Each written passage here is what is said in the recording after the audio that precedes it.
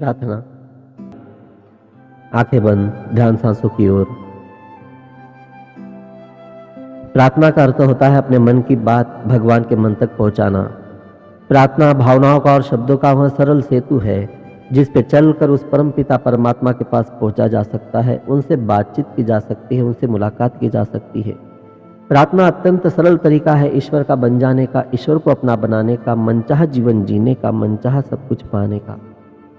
और एक गर्भवती जब प्रार्थना करती है तो गर्भवती की प्रार्थना में सामान्य व्यक्ति की तुलना में सैकड़ों गुना अधिक शक्ति उभर कर आती है।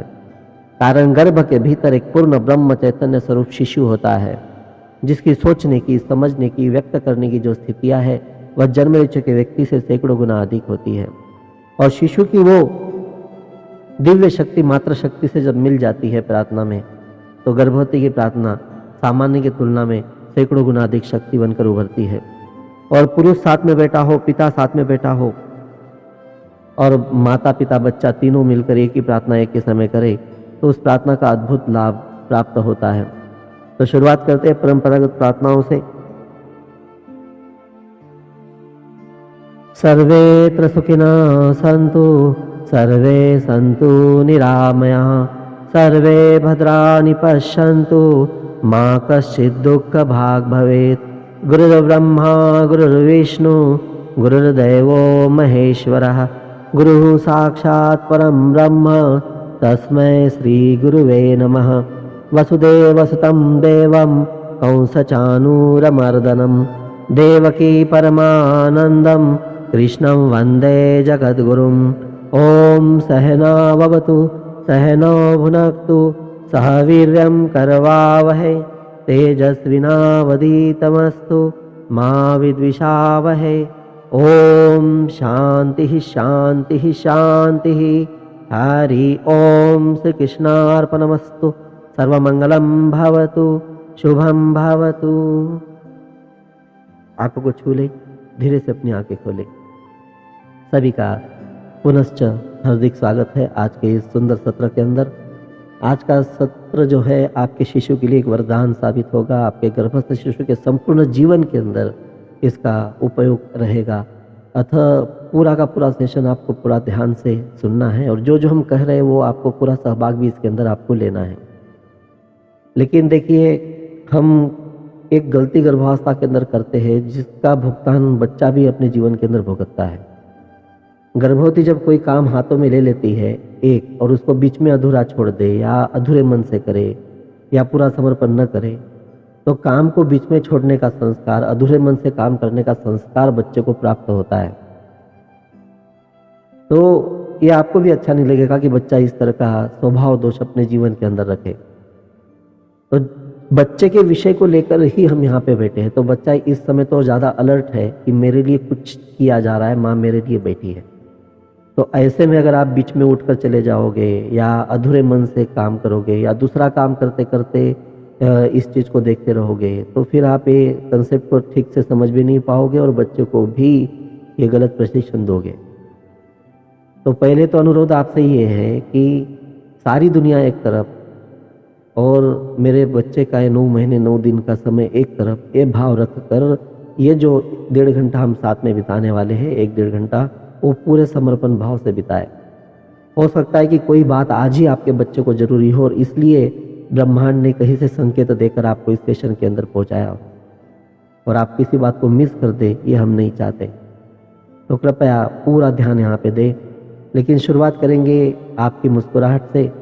तो मैं देखिए, ऐसे तो स्माइली बेबी के ऊपर पूरा हम 1 घंटे का सेशन देते हैं और गर्भवती की मुस्कुराहट का क्या महत्व है और उसके रहस्य आदि भी बताते हैं और उस समय बच्चे का मानसिक विकास आदि कैसे होता है वो भी हम बताते हैं। तो हम चाहेंगे कि आप सब अपने कुछ पल के लिए, कुछ देर के लिए वीडियो ऑन करो।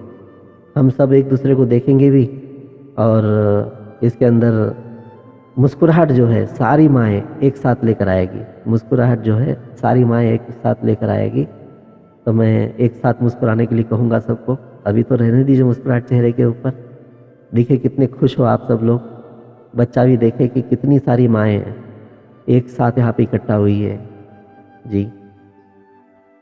ओके, ठीक है। तो मुस्कुराना है तो सारी दुनिया के साथ हम मुस्कुराएंगे।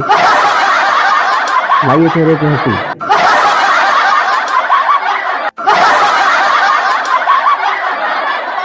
देखो, गर्भवती एक बार मुस्कुराती है तो अगले 72 मिनट तक गर्भ के अंदर आनंद ही आनंद रहता है। और उन अगले 72 मिनटों के अंदर बच्चे का विकास बड़ा सुंदर होता है जी, बड़ा सुंदर विकास होता है। और अकेले अकेले मुस्कुराए और सबके साथ मुस्कुराए, और इतने बच्चे एक साथ मुस्कुराए तो भगवान भी कितना प्रसन्न होगा कि आज कौन सी चीज, आज हवाओं के अंदर ऐसा कौन सा आनंद छाया है कि एक साथ, क्योंकि गर्भस्थ शिशु है ना, पूर्ण ब्रह्म चैतन्य स्वरूप शिशु है, उसकी शक्ति जो है ना हमसे कई गुना अधिक होती है। और वो सीधे ब्रह्मांड से कनेक्ट होता है आपका बच्चा, केवल आपसे कनेक्ट नहीं होता, पूरे यूनिवर्स से कनेक्ट होता है, भगवान से कनेक्ट होता है। तो भगवान को भी आनंद होना चाहिए आज की मुस्कुराहट का। तो चलो एक बार और।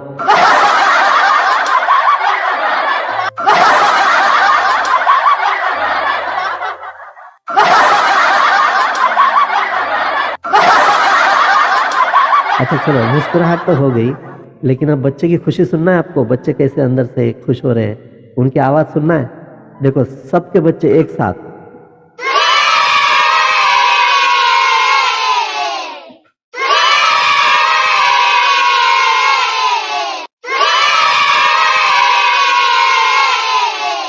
चलो, बहुत बहुत धन्यवाद सबका।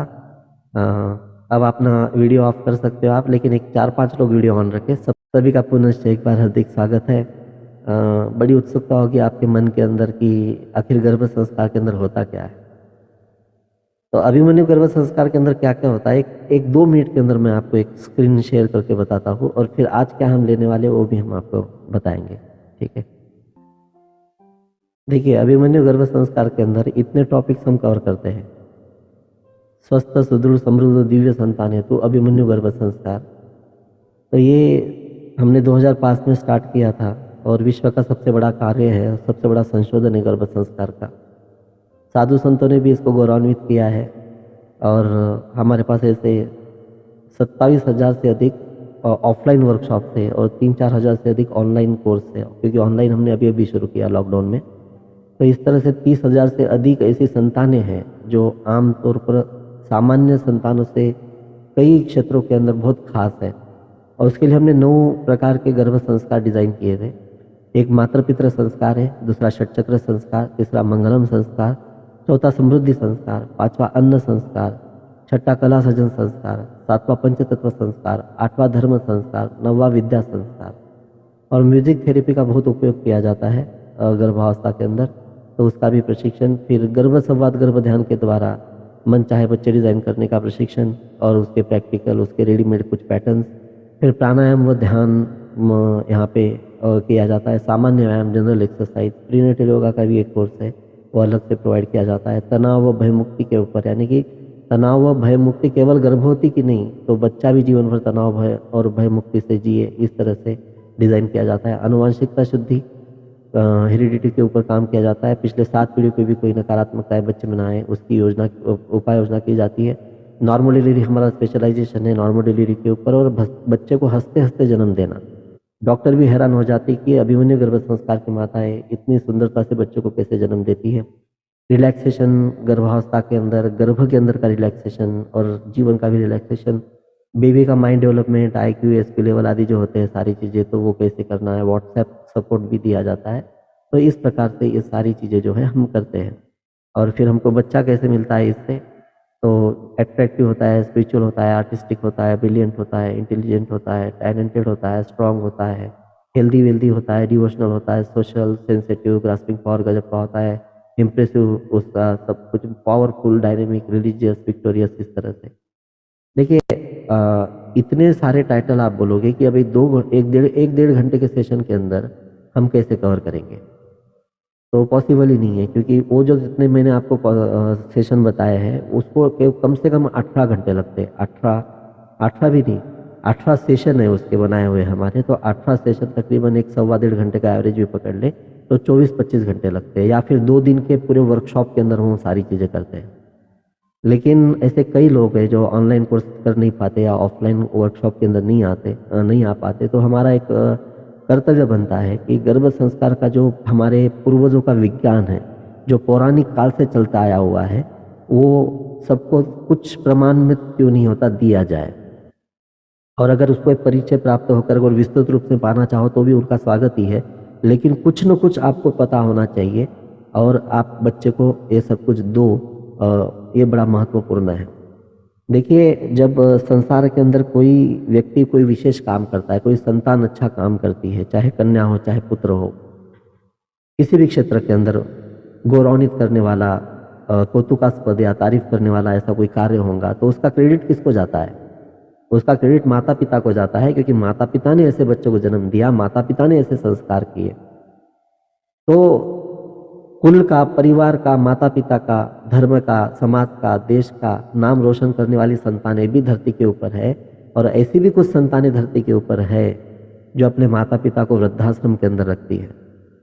ऐसी भी कुछ संतानें हैं जो इस तरह के गलत कार्यों के अंदर लिप्त है कि कोई भी माता पिता अपने बच्चों का परिचय भी देना नहीं चाहेंगे कि मेरा बच्चा ऐसा है।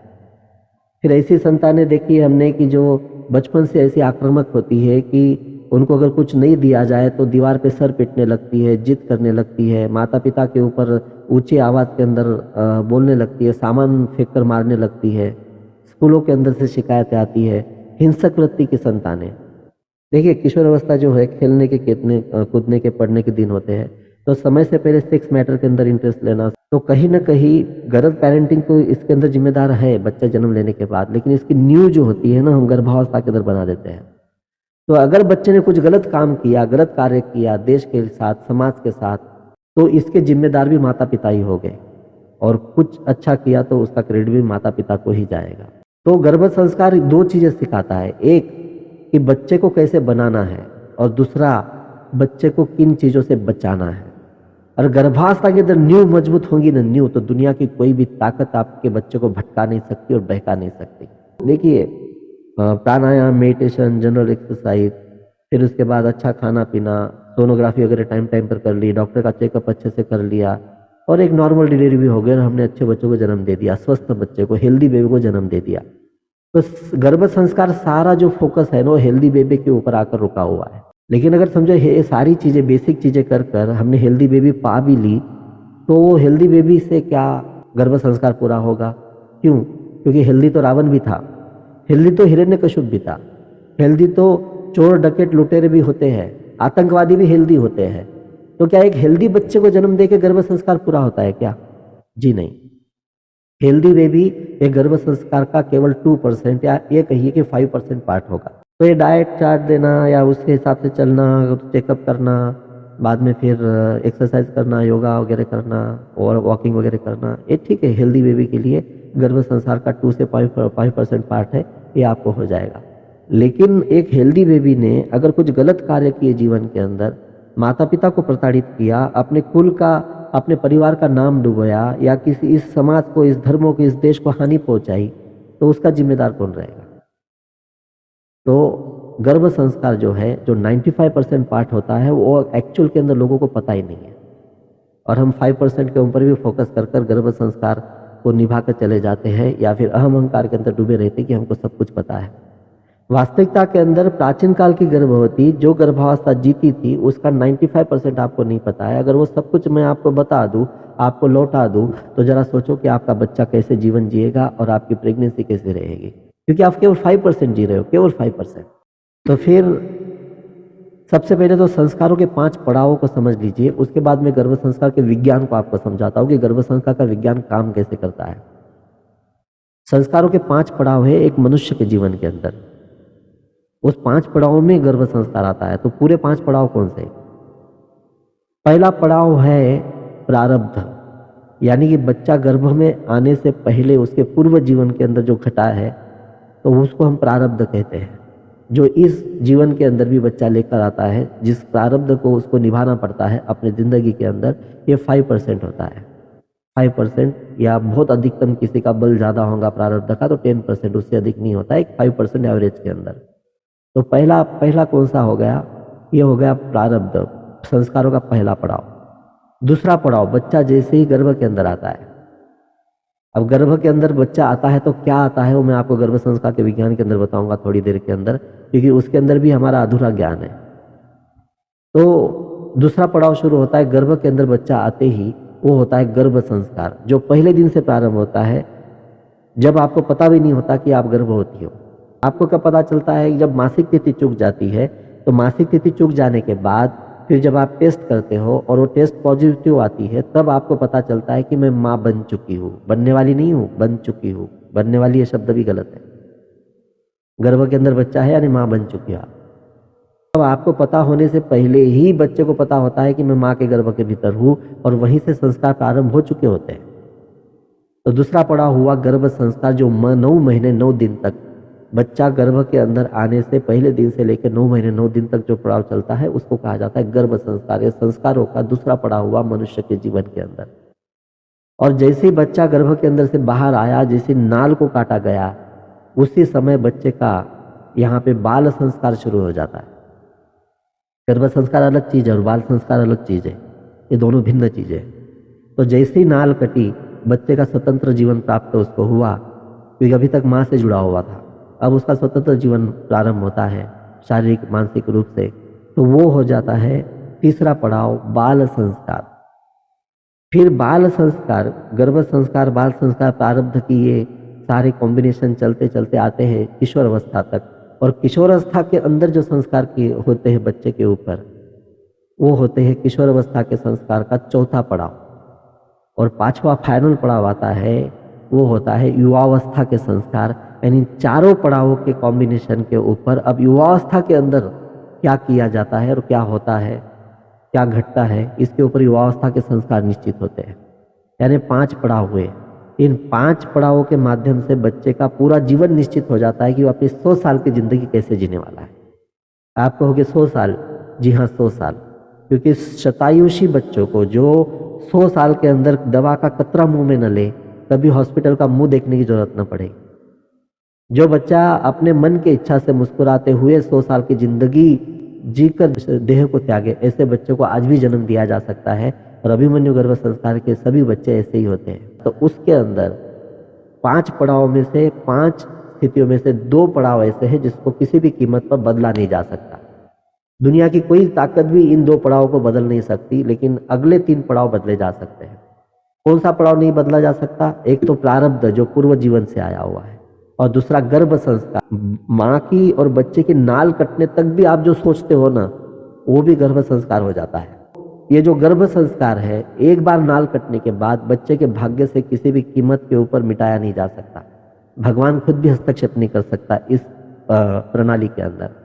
ब्रह्मांड की कोई ताकत नहीं है जो इन 2 चीजों को बदल सके मनुष्य के जीवन के अंदर।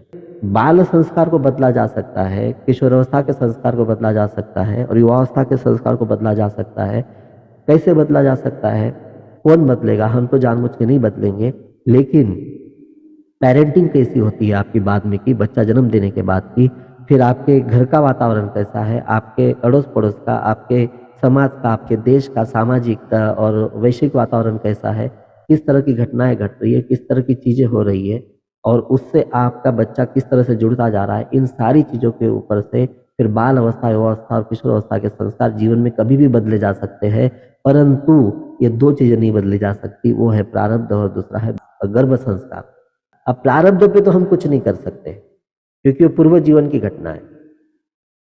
अब हम गर्भ संस्कार के ऊपर ऐसा काम कर सकते हैं कि प्रारब्ध से भी अगर कुछ बच्चे के जीवन के विरुद्ध आने वाला है तो उसका असर कम हो जाए, और बच्चे के पूरे जीवन के अंदर, बाल अवस्था में, किशोर अवस्था में और युवावस्था के अंदर, या पूरे 100 साल के जीवन में कितनी भी नकारात्मक परिस्थितियां क्यों न हो आसपास के अंदर, लेकिन गर्भ संस्कार इतने मजबूत बना दे तो उन नकारात्मक परिस्थितियों में बच्चा डगमगाएगा नहीं और एक भी निगेटिविटी को अपने लाइफ के अंदर आने नहीं देगा, और एक बहुत आदर्श जीवन जिएगा।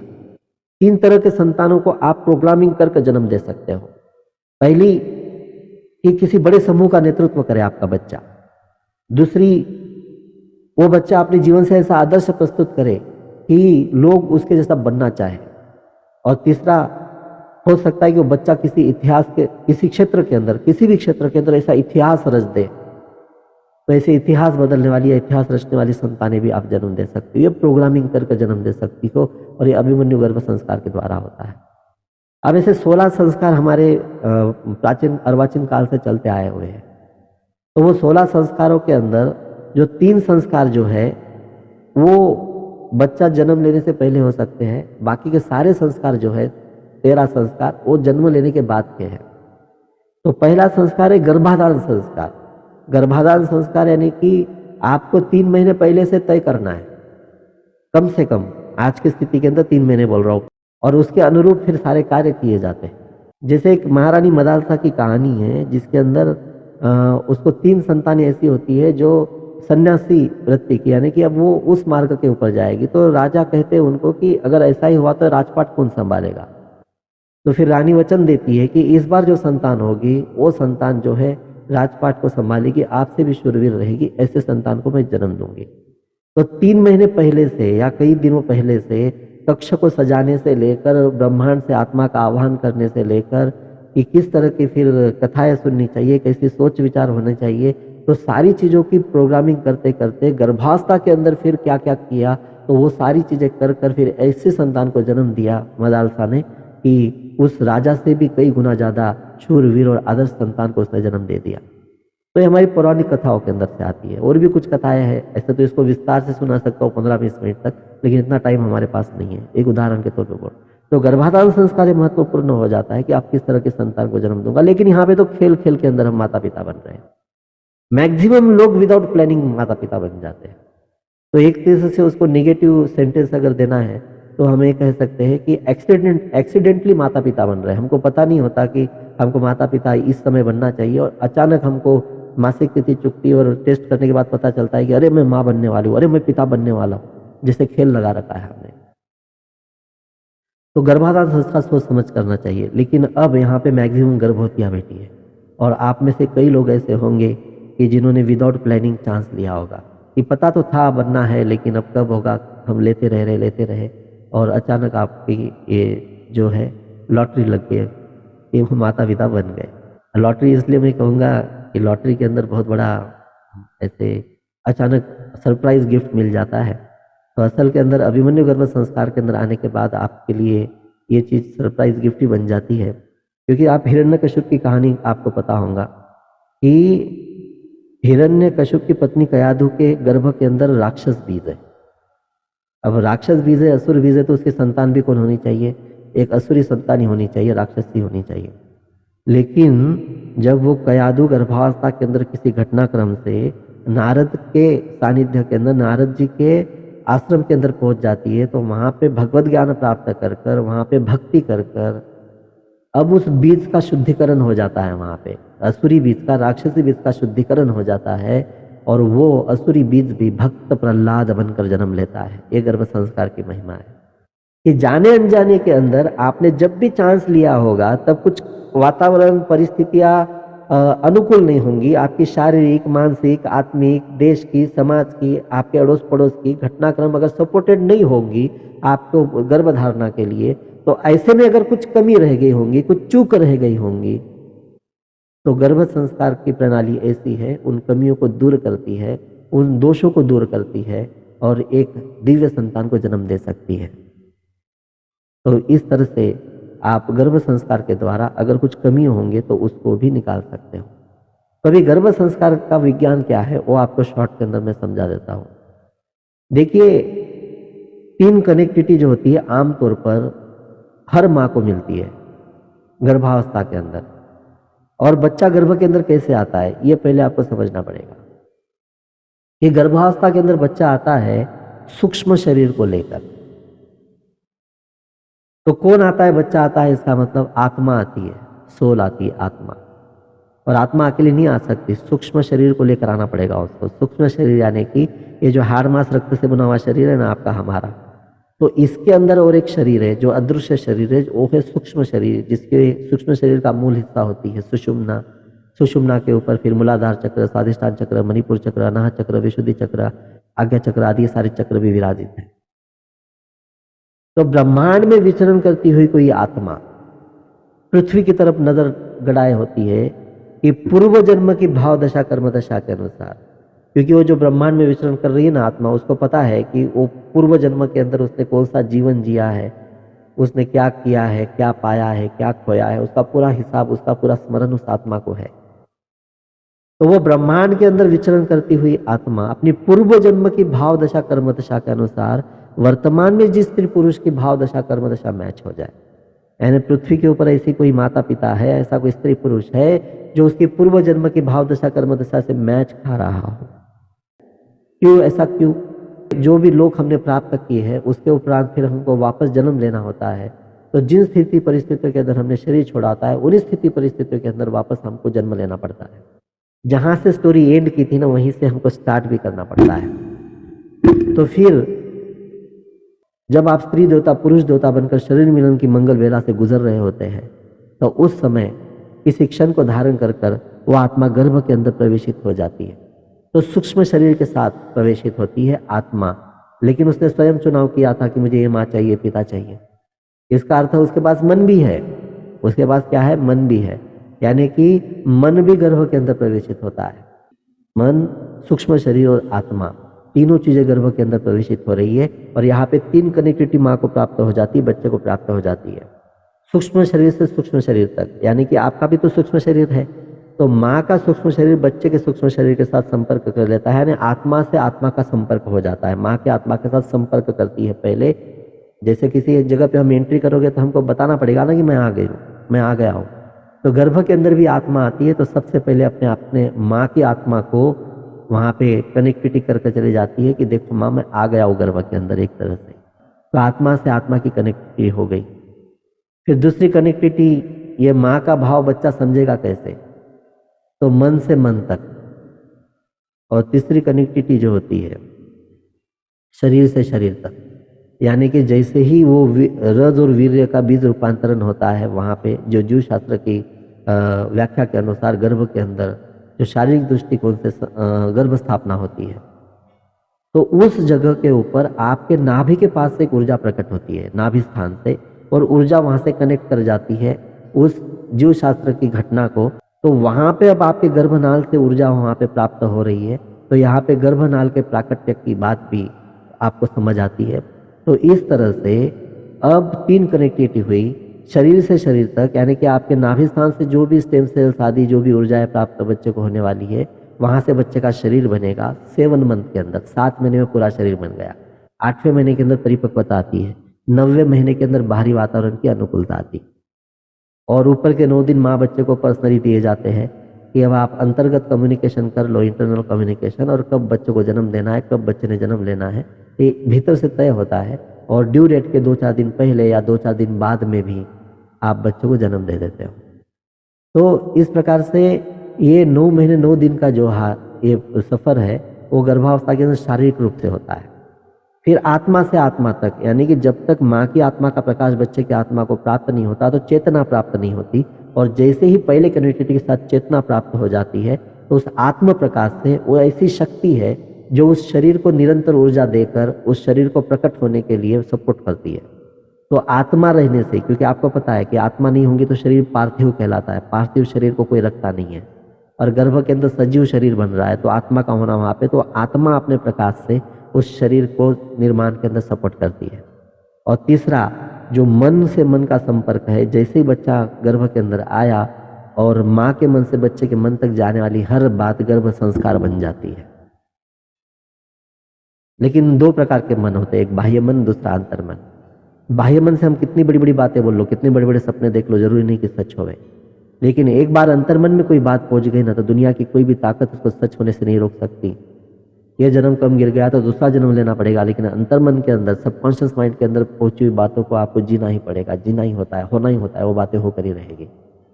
तो गर्भ के अंदर जो आता है ना, बाह्य मन नहीं आता, वो आता है अंतर मन, सबकॉन्शियस माइंड।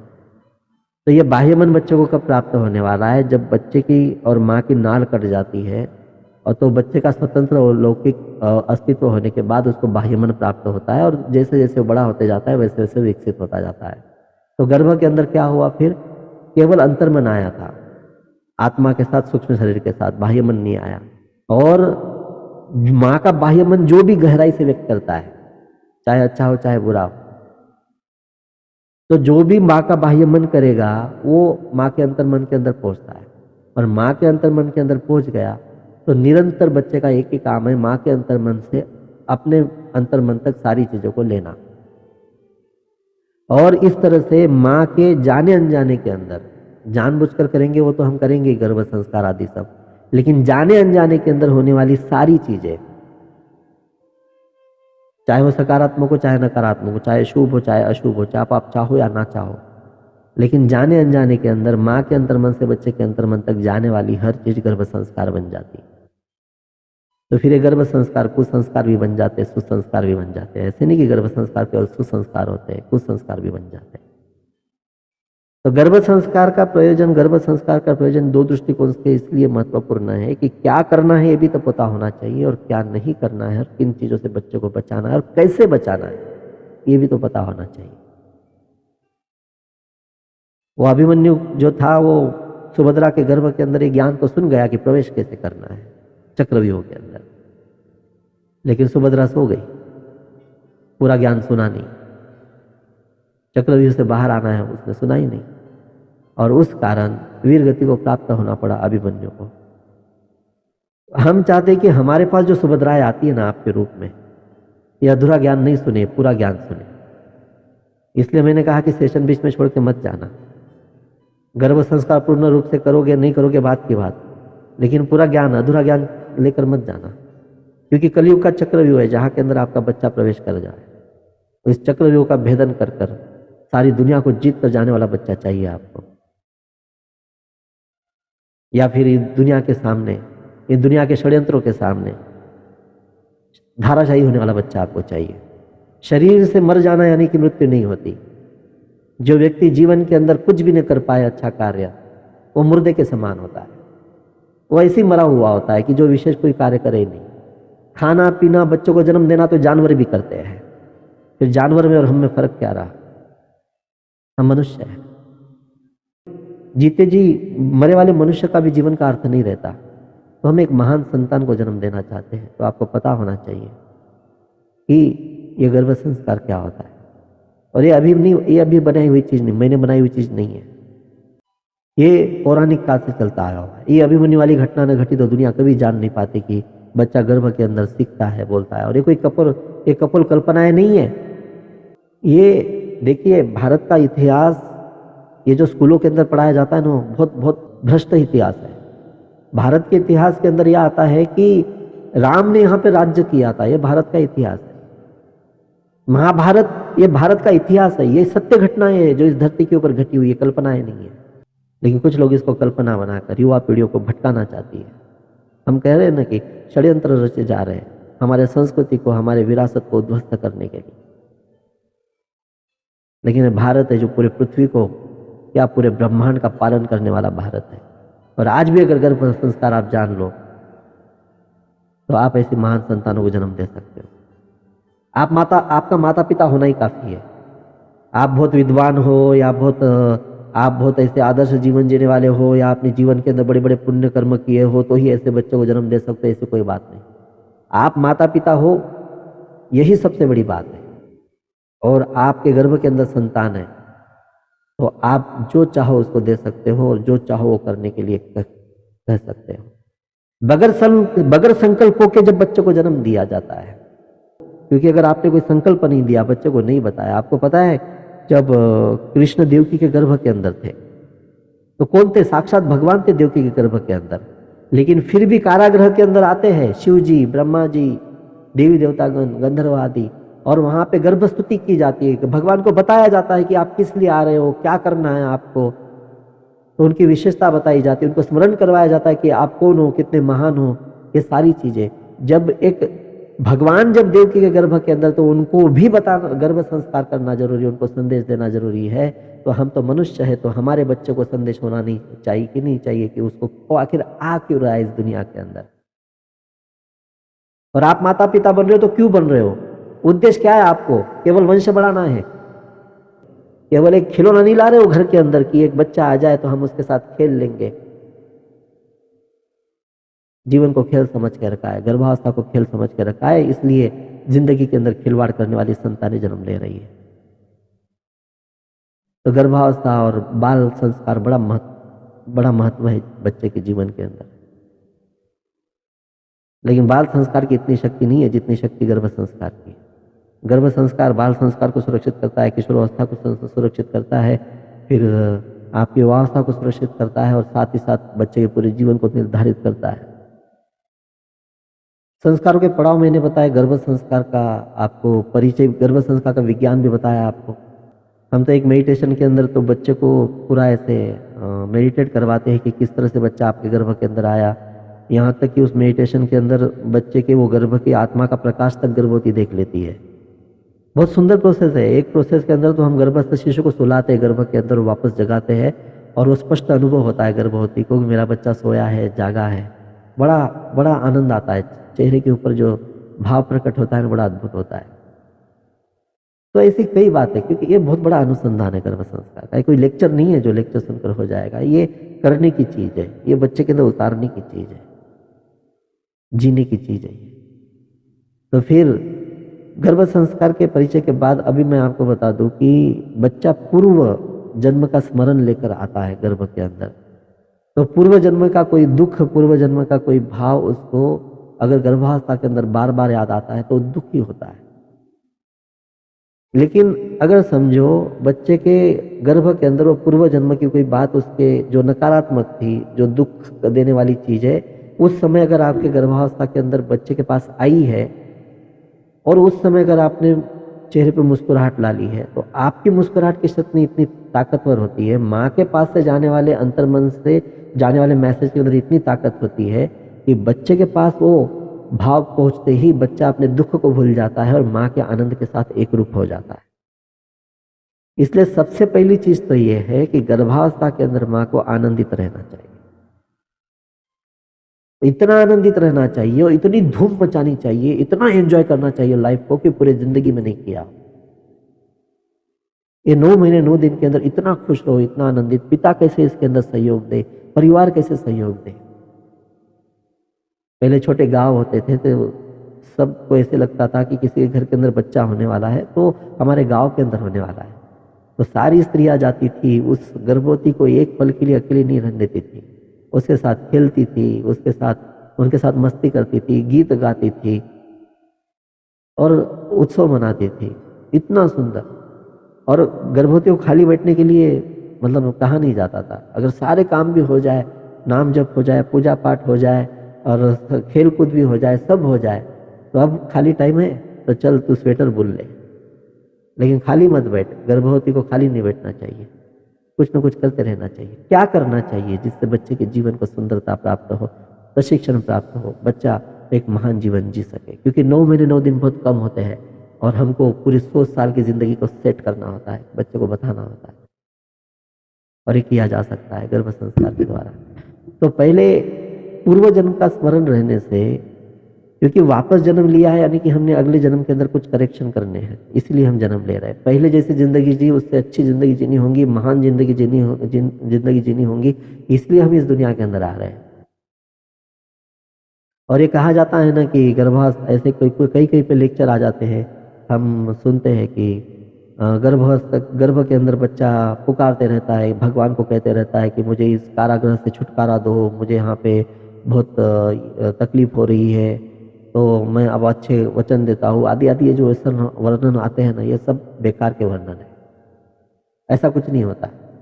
जीव के लिए इस पृथ्वी के ऊपर, इस पूरे ब्रह्मांड के अंदर सबसे सुखमय जगह अगर कोई है तो माँ का गर्भ है।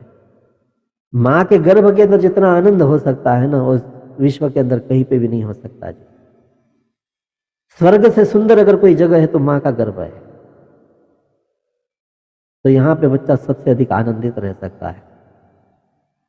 तो फिर लेकिन अगर ऐसे स्वर्ग के अंदर हमने आनंद के जगह पे उससे विपरीत कुछ चीजें लाकर रख दी, तो ये तो माता पिता की गलती हुई ना, ब्रह्मांड की गलती थोड़ी है, प्रकृति की गलती थोड़ी है। उसने तो गर्भ को बड़ा सुंदर बनाया, स्वर्ग से सुंदर बनाया। यहाँ पे तो 9 महीने 9 दिन बच्चे के लिए अमृत काल है, जीवन का सर्वश्रेष्ठ काल है, सुरक्षित। इससे बड़ी सुरक्षा उसके पास कोई नहीं है। इतनी दिव्य शक्तियां जो गर्भ के अंदर होती है, वो जन्म लेने के बाद भी नहीं होती किसी व्यक्ति के भीतर, उससे सैकड़ों गुना अधिक शक्तियां गर्भ के अंदर होती है। उल्टा गर्भस्थ शिशु गर्भ के अंदर रहने के बाद माँ का पावर बढ़ जाता है 100 गुना। माँ भी 100 गुना अधिक शक्तिशाली होती है। और ऐसी शक्तिशाली माँ गर्भावस्था के अंदर डर डर के सहम सहम कर जिए, तो कितनी गलत बात है जी। देखो ना, हम हॉस्पिटल के अंदर चेकअप के लिए जाते हैं तो पेशेंट बनकर जाते हैं। गर्भवती क्या करती है? पेशेंट बनकर जाती है। पेशेंट किसको कहते हैं? जिसको कोई बीमारी हो, कोई रोग हो, कोई व्याधि हो, उसको पेशेंट कहते हैं। आप पेशेंट बनकर नहीं जा रही हो, आप चेकअप के लिए जा रही हो केवल, कि सब कुछ ठीक है ना, वो देखने के लिए जा रही हो। ठीक ही होता है सब कुछ। तो बच्चे की इतनी शक्ति से मां शक्तिशाली होती है गर्भावस्था के अंदर। एक गर्भवती आम जीवन के अंदर जितना शारीरिक और मानसिक श्रम नहीं कर सकती ना, उससे सैकड़ों गुना ज्यादा मानसिक और शारीरिक श्रम करने की ताकत गर्भावस्था के अंदर होती है उसके भीतर। और अकेले अपने बच्चों को जन्म दे सकती है। अकेले इतनी ताकत भगवान ने हर स्त्री के भीतर डालकर भेजी है कि समय पड़ने पर वो गर्भवती अकेले बच्चों को जन्म दे दे, किसी की सहायता की आवश्यकता नहीं। यहाँ पे तो हम सब कुछ ध्यान रख रहे हैं, चेकअप कर रहे हैं, समय समय पर सोनोग्राफी कर रहे हैं, डॉक्टर ध्यान रख रहा है, घर के लोग ध्यान रख रहे हैं, सारी चीजें कर रहे हैं। तो डर किस बात का? सामना किस बात का? जो माँ डर डर कर जिएगी ना, उसके बच्चे भी डरपोक निकलेंगे, जिंदगी में कुछ भी करने की हिम्मत नहीं रखेंगे। डरना नहीं चाहिए माँ को। शेरनी की तरह बच्चों को जन्म देना और शेरनी की तरह जीना। आपने शेरनी हो आप, तो फिर ऐसे बच्चों को जन्म दोगे। देखो, जब बच्चे को डरते डरते जन्म दिया जाता है ना, हमारे पास नॉर्मल डिलीवरी पे इतना काम किया जाता है कि हम ये कहते हैं कि बच्चों को जन्म देते समय निर्भयता के साथ चेहरे के ऊपर ऐसे शौर्य होना चाहिए और मुस्कुराहट होनी चाहिए, ऐसे बच्चों को जन्म देना। और बड़े अच्छे से प्रशिक्षण देते हैं, बहुत अच्छा भावनिक प्रशिक्षण है।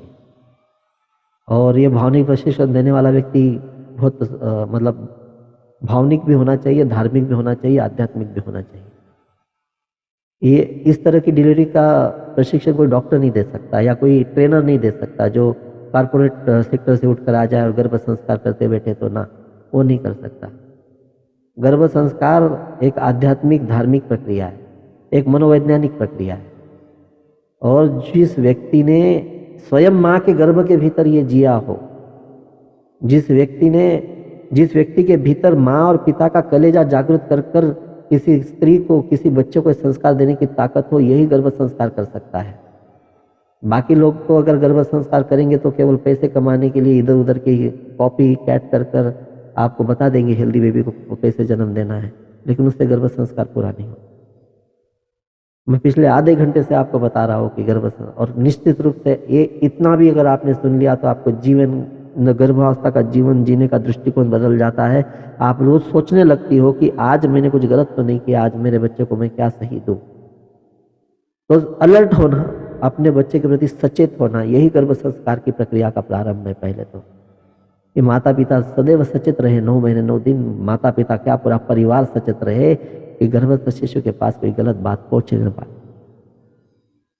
और आपकी गलतियों को बच्चा क्यों भुगते जी? क्यों भुगते बताओ? आपकी गलत लाइफस्टाइल, आपके गलत स्वभाव, आपकी गलतियां। बच्चा तो ये सोचकर आया था ना कि ये माँ और ये पिता मेरे लिए इस दुनिया के अंदर सबसे सर्वश्रेष्ठ माता पिता है, इसलिए उस विश्वास रखकर आपके गर्भ के अंदर उसने जन्म प्रवेश लिया। और उसके विश्वास को तोड़ना, यानी कि उस बच्चे के विश्वास का विश्वासघात करना है। तो 9 महीने 9 दिन के अंदर आप कैसे आदर्श जीवन जीते हो और बच्चे के पूर्व जन्म के स्मरण भी बच्चे को दुखी न कर सके और बच्चे को आनंद ही आनंद आप दे सको, तो पहले 3 महीने के अंदर बच्चा जो होता है नया नया होता है कि ये नई माँ है, नया परिवार है, नया शहर है, ये नया नया है। तो बच्चे को एडजस्ट करने के लिए 3 महीने के अंदर थोड़ा समय लग जाता है। तो उन 3 महीनों के अंदर माँ के ऊपर अधिक जिम्मेदारी जाती है कि इन 3 महीनों के अंदर मैं कितना आनंदित रहूँ, कितना सुख में रहूँ और मेरा परिवार मुझे उसके अंदर कितना साथ दे। फिर अगले 3 महीने बच्चा एडजस्ट हो जाता है, वो पहचान जाता है अपना परिवार कौन सा है, माँ कौन सी है, माँ कैसी है, पिता कैसे है। तो गर्भ संस्कार फिर बहुत और अच्छे से गहरे से होने लगते हैं, ऑटोमेटिकली होने लगते हैं। लेकिन पहले 3 महीने गर्भ संस्कार के दृष्टिकोण से बड़े शारीरिक रूप से नहीं, शरीर का चिंता मत कीजिए आप। ये जो आपके गर्भ के अंदर बच्चा बन रहा है ना, उसके अंदर आपका कोई योगदान नहीं है। ये नेचर देखेगा, प्रकृति देखेगी। आप कोई ऐसे हाथ डालकर उसके हाथ पैर वगैरह कुछ नहीं बना रहे हो। आपका कोई योगदान नहीं है गर्भ के अंदर जो बच्चा बन रहा है उसके अंदर। आप अच्छे से खाओ पियो जियो, आपका काम है गर्भ संस्कार करना। बाकी वो गर्भ के अंदर नेचर देख लेगा बच्चे को डेवलप करने का, उसकी आपकी कोई जिम्मेदारी नहीं हो। डॉक्टर भी तो ध्यान रख रहा है ना, आप तो जा रही हो ना किसी के पास सब कुछ। तो उसका टेंशन आप मत लो। आपका काम है कि गर्भ संस्कार करना। तो पहले 3 महीने हम गर्भ संस्कार के अनुरूप जिए, अगले 3 महीने बच्चा और जान गया है, बहुत अच्छे से कनेक्टिविटी पा गया है, तो वो और शक्ति बढ़ा देता है गर्भ संस्कार की, अगले 3 महीने के अंदर और पावर बढ़ जाता है। तो ऐसे 9 महीने और ऊपर के 9 दिन, तो पूरे 9 महीने का लेखा जोखा 9 दिनों के अंदर प्रकट होता है, जैसे रिवीजन हो रहा। ये बात आप दिमाग के अंदर फिट कर लो कि गर्भ संस्कार के अंदर की पहली प्राथमिकता ये है कि 9 महीने 9 दिन के अंदर आनंदित और सकारात्मकमय जीवन जीना है, और ऐसी कोई नकारात्मक घटनाक्रम को अंजाम न देना, या ऐसी किसी भी नकारात्मक भाव को मत लेना, ऐसे किसी भी नकारात्मक कर्म के अंदर प्रवेश मत करना जिसका भुगतान बच्चे को भुगत सके। क्योंकि माँ का जीवन दोहरा होता है। माँ पिता जो जिएंगे गर्भावस्था के अंदर, उसका प्रतिफल जो होता है वो बच्चे को पूरे 100 साल के जीवन के अंदर पाना होता है। फिर माँ ने अच्छा फल किया तो अच्छा, माता पिता ने अच्छा कर्म किया तो अच्छा फल बच्चे को प्राप्त होता है, और 9 महीने 9 दिन के अंदर माँ ने बुरे कर्म किए तो उस बुरे कर्मों के प्रतिफल को बच्चे को पाना होता है। दोहरी जिंदगी। फिर आपके परिवारजनों के स्वभाव का असर बच्चे पे होता है। माँ का तो होगा ही होगा, मैंने माँ के ऊपर फोकस किया। अब परिवार, तो देखो 100% कोई परफेक्ट नहीं होता। पिता के अंदर कुछ अच्छाइयाँ होंगी, कुछ बुराइयाँ होंगी, परिवारजनों के अंदर कुछ अच्छाइयाँ होंगी, कुछ बुराइयाँ होंगी, और आप परिवार का हिस्सा हो। तो पिता के अंदर की अच्छाइयों को भी आप देखो। कई बच्चे ऐसे होते हैं जो पिता के जैसे टांग डाल के सोते हैं, है ना, आपने देखा होगा। तो ये सब जेनेटिक नहीं होता जी। माँ के दिलो दिमाग से, माँ के दिलो दिमाग से ये पिता की बॉडी लैंग्वेज बच्चा कॉपी कर लेता है। जो बच्चा पिता की बॉडी लैंग्वेज कॉपी कर ले गर्भावस्था के अंदर, तो जरा सोचो पिता का नेचर कॉपी करेगा या कि नहीं करेगा। तो पिता की अच्छाइयों को भी कॉपी करेगा और बुराइयों को भी कॉपी करेगा। तो फिर पिता को भी पता होना चाहिए कि गर्भ संस्कार क्या होता है। इसलिए हम चाहते हैं कि आज के सेशन के अंदर माता पिता दोनों बैठे। हम चाहते हैं कि हमारे जो ऑनलाइन कोर्स होते हैं उसके अंदर माता पिता दोनों अटेंड करें। हम चाहते हैं कि हमारे जो वर्कशॉप होते हैं 2 दिन के, उसके अंदर माता पिता दोनों आए। कभी कभी रेसिडेंशियल वर्कशॉप भी होते हैं 4 दिन के, 3 नाइट 4 डेज के। वो बहुत कम होते हैं, साल में 1 आध 2 बार। लेकिन हम हर महीने कम से कम 5 वर्कशॉप अलग अलग शहरों के अंदर आयोजित करते हैं 2 दिन के। और मेट्रो सिटीज़ के अंदर हम देखते हैं कि माता पिता ऐसे कपल, जैसे पुणे के अंदर 100-125 लोग होंगे, तो उसके अंदर एक 8-10 लेडीज ही अकेली होती है, बाकी सब कपल होते हैं हॉल के अंदर बैठे हुए। तो मैक्सिमम वो भी जो सिंगल आती है वो मजबूरी में आती है कि समझो कोई मैके आई हुई है, पति फॉरेन गया हुआ है, या उसको किसी कारण से इंटरेस्ट नहीं है। तो लेकिन मैक्सिमम कपल आते हैं, और माँ से ज़्यादा पिता खुश होकर जाता है। उसको पता होता है कि मैं करोड़ों रुपए खर्च कर दूं, लाख करोड़ों रुपए खर्च कर दूं, तो भी मैं कहीं से लाकर नहीं दे सकता मेरे बच्चे को जो इस कोर्स से, इस 2 दिनों से उसको प्राप्त हुआ है। इसलिए तो हमारी कोशिश होती है कि जो लोग कोर्स में नहीं आ पाते या वर्कशॉप नहीं आते, उनको कम से कम ये 1.5-2 घंटे का सेशन दूं मैं मिनी कोर्स के माध्यम से, ताकि ये भारत की अद्भुत धरोहर हो उसको पता चले और अपने बच्चों को दे पाए। और गलती से भी आप किसी सृष्टि को, देश को, धर्म को, कुल को, परिवार को ठेस पहुंचाने वाले संतान को जन्म न दो, आप महान संतान को जन्म दो। तो गर्भ संस्कार के अंदर देश का भविष्य, ब्रह्मांड, विश्व का भविष्य भी छुपा हुआ है, और गर्भ संस्कार के अंदर चेतावनियां भी छुपी हुई है कि कहीं अनर्थ न कर दे आपका बच्चा। जीवन को अर्थ होना चाहिए, जीवन सार्थक होना चाहिए। फिर आपके परिवारजनों के स्वभाव का असर होता है। ये दूसरी बात मैंने आपको महत्वपूर्ण बोली। तीसरी चीज, मैं कुछ एवरेज के अंदर ऐसा आपको देना चाह रहा हूं कि आप एक आदर्श गर्भावस्था जी सको। कम समय में अधिक चीजें देने के लिए मैं कोशिश कर रहा हूं, प्रयत्न कर रहा हूं। फिर अगली चीज आती है, 2 समय ऐसे हैं जहां पे आपके बच्चे के ऊपर सबसे अधिक असर होता है गर्भ संस्कार, और उस 2 समय को प्रभावित करने वाले 24 घंटे होते हैं, वो भी मैं आपको बता देता हूं। पहला समय है रात को सोने के पहले का समय। रात को सोते समय आप क्या सोचते हो, क्या देखते हो, यह असर पूरी रात भर रहता है, पूरी पूरी नींद के अंदर चलता है। तो रात को सोने से पहले का जो समय होता है बड़ा पवित्र होना चाहिए, पॉजिटिव होना चाहिए, सकारात्मक होना चाहिए। कितना? कम से कम 1 घंटा। कि 2 समय जिसके अंदर रात के सोने का जो समय होता है जो 1 घंटा, और उस 1 घंटे के जितने करीब जाओगे ना नींद के, वो समय उतना शक्तिशाली होते जाता है। इसलिए हम जो 2 मंत्र देते हैं ना, उस 2 मंत्र में से 1 मंत्र रात को सोते समय लिए करने के लिए बोलते हैं, और दूसरा समय है जो सबसे अधिक शक्तिशाली गर्भ संस्कार के दृष्टिकोण से, वो है सुबह उठने के बाद का समय। सुबह उठने के बाद का समय, उठते ही आपके मन में कौन सी प्रतिक्रियाएं आती हैं और आप कौन से कर्म करते हो और आपकी सोच कैसी होती है, वो पूरा दिन पे असर करती है और गर्भस्थ शिशु के पूरे जीवन के ऊपर असर करती है। इसलिए फिर 1 मंत्र हम देते हैं कि सुबह उठने के बाद कर लेना तुरंत। 1 मंत्र सुबह, 1 मंत्र रात को सोते समय, सेशन के अंत के अंदर दूंगा मैं।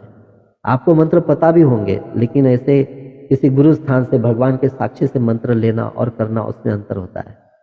ऐसे डायरेक्ट पढ़कर ले लेना या किसी भी सामान्य व्यक्ति ने दे देना, और किसी गुरु स्थान से जब क्योंकि हम जब यहाँ से बैठते हैं तो भगवान श्री कृष्ण के गुरु के शक्ति को लेकर बैठते हैं और फिर वो प्रदान करते हैं। तो जब वो अधिकृत रूप से आपको मंत्र मिलेंगे और करोगे तो उस मंत्र की शक्ति ज़्यादा बढ़ जाएगी जीवन। तो 2 मंत्र हम देते हैं सुबह शाम। तो सुबह की सोच और शाम की सोच बड़ी अच्छी होनी चाहिए, और सुबह उठने के बाद का 1 घंटा और रात को सोने के पहले का 1 घंटा ये बड़ा महत्वपूर्ण होना चाहिए, सकारात्मक, शक्तिशाली और कुछ अच्छे विषयों के अनुरूप होना चाहिए। फिर गर्भवती को उठना कब चाहिए?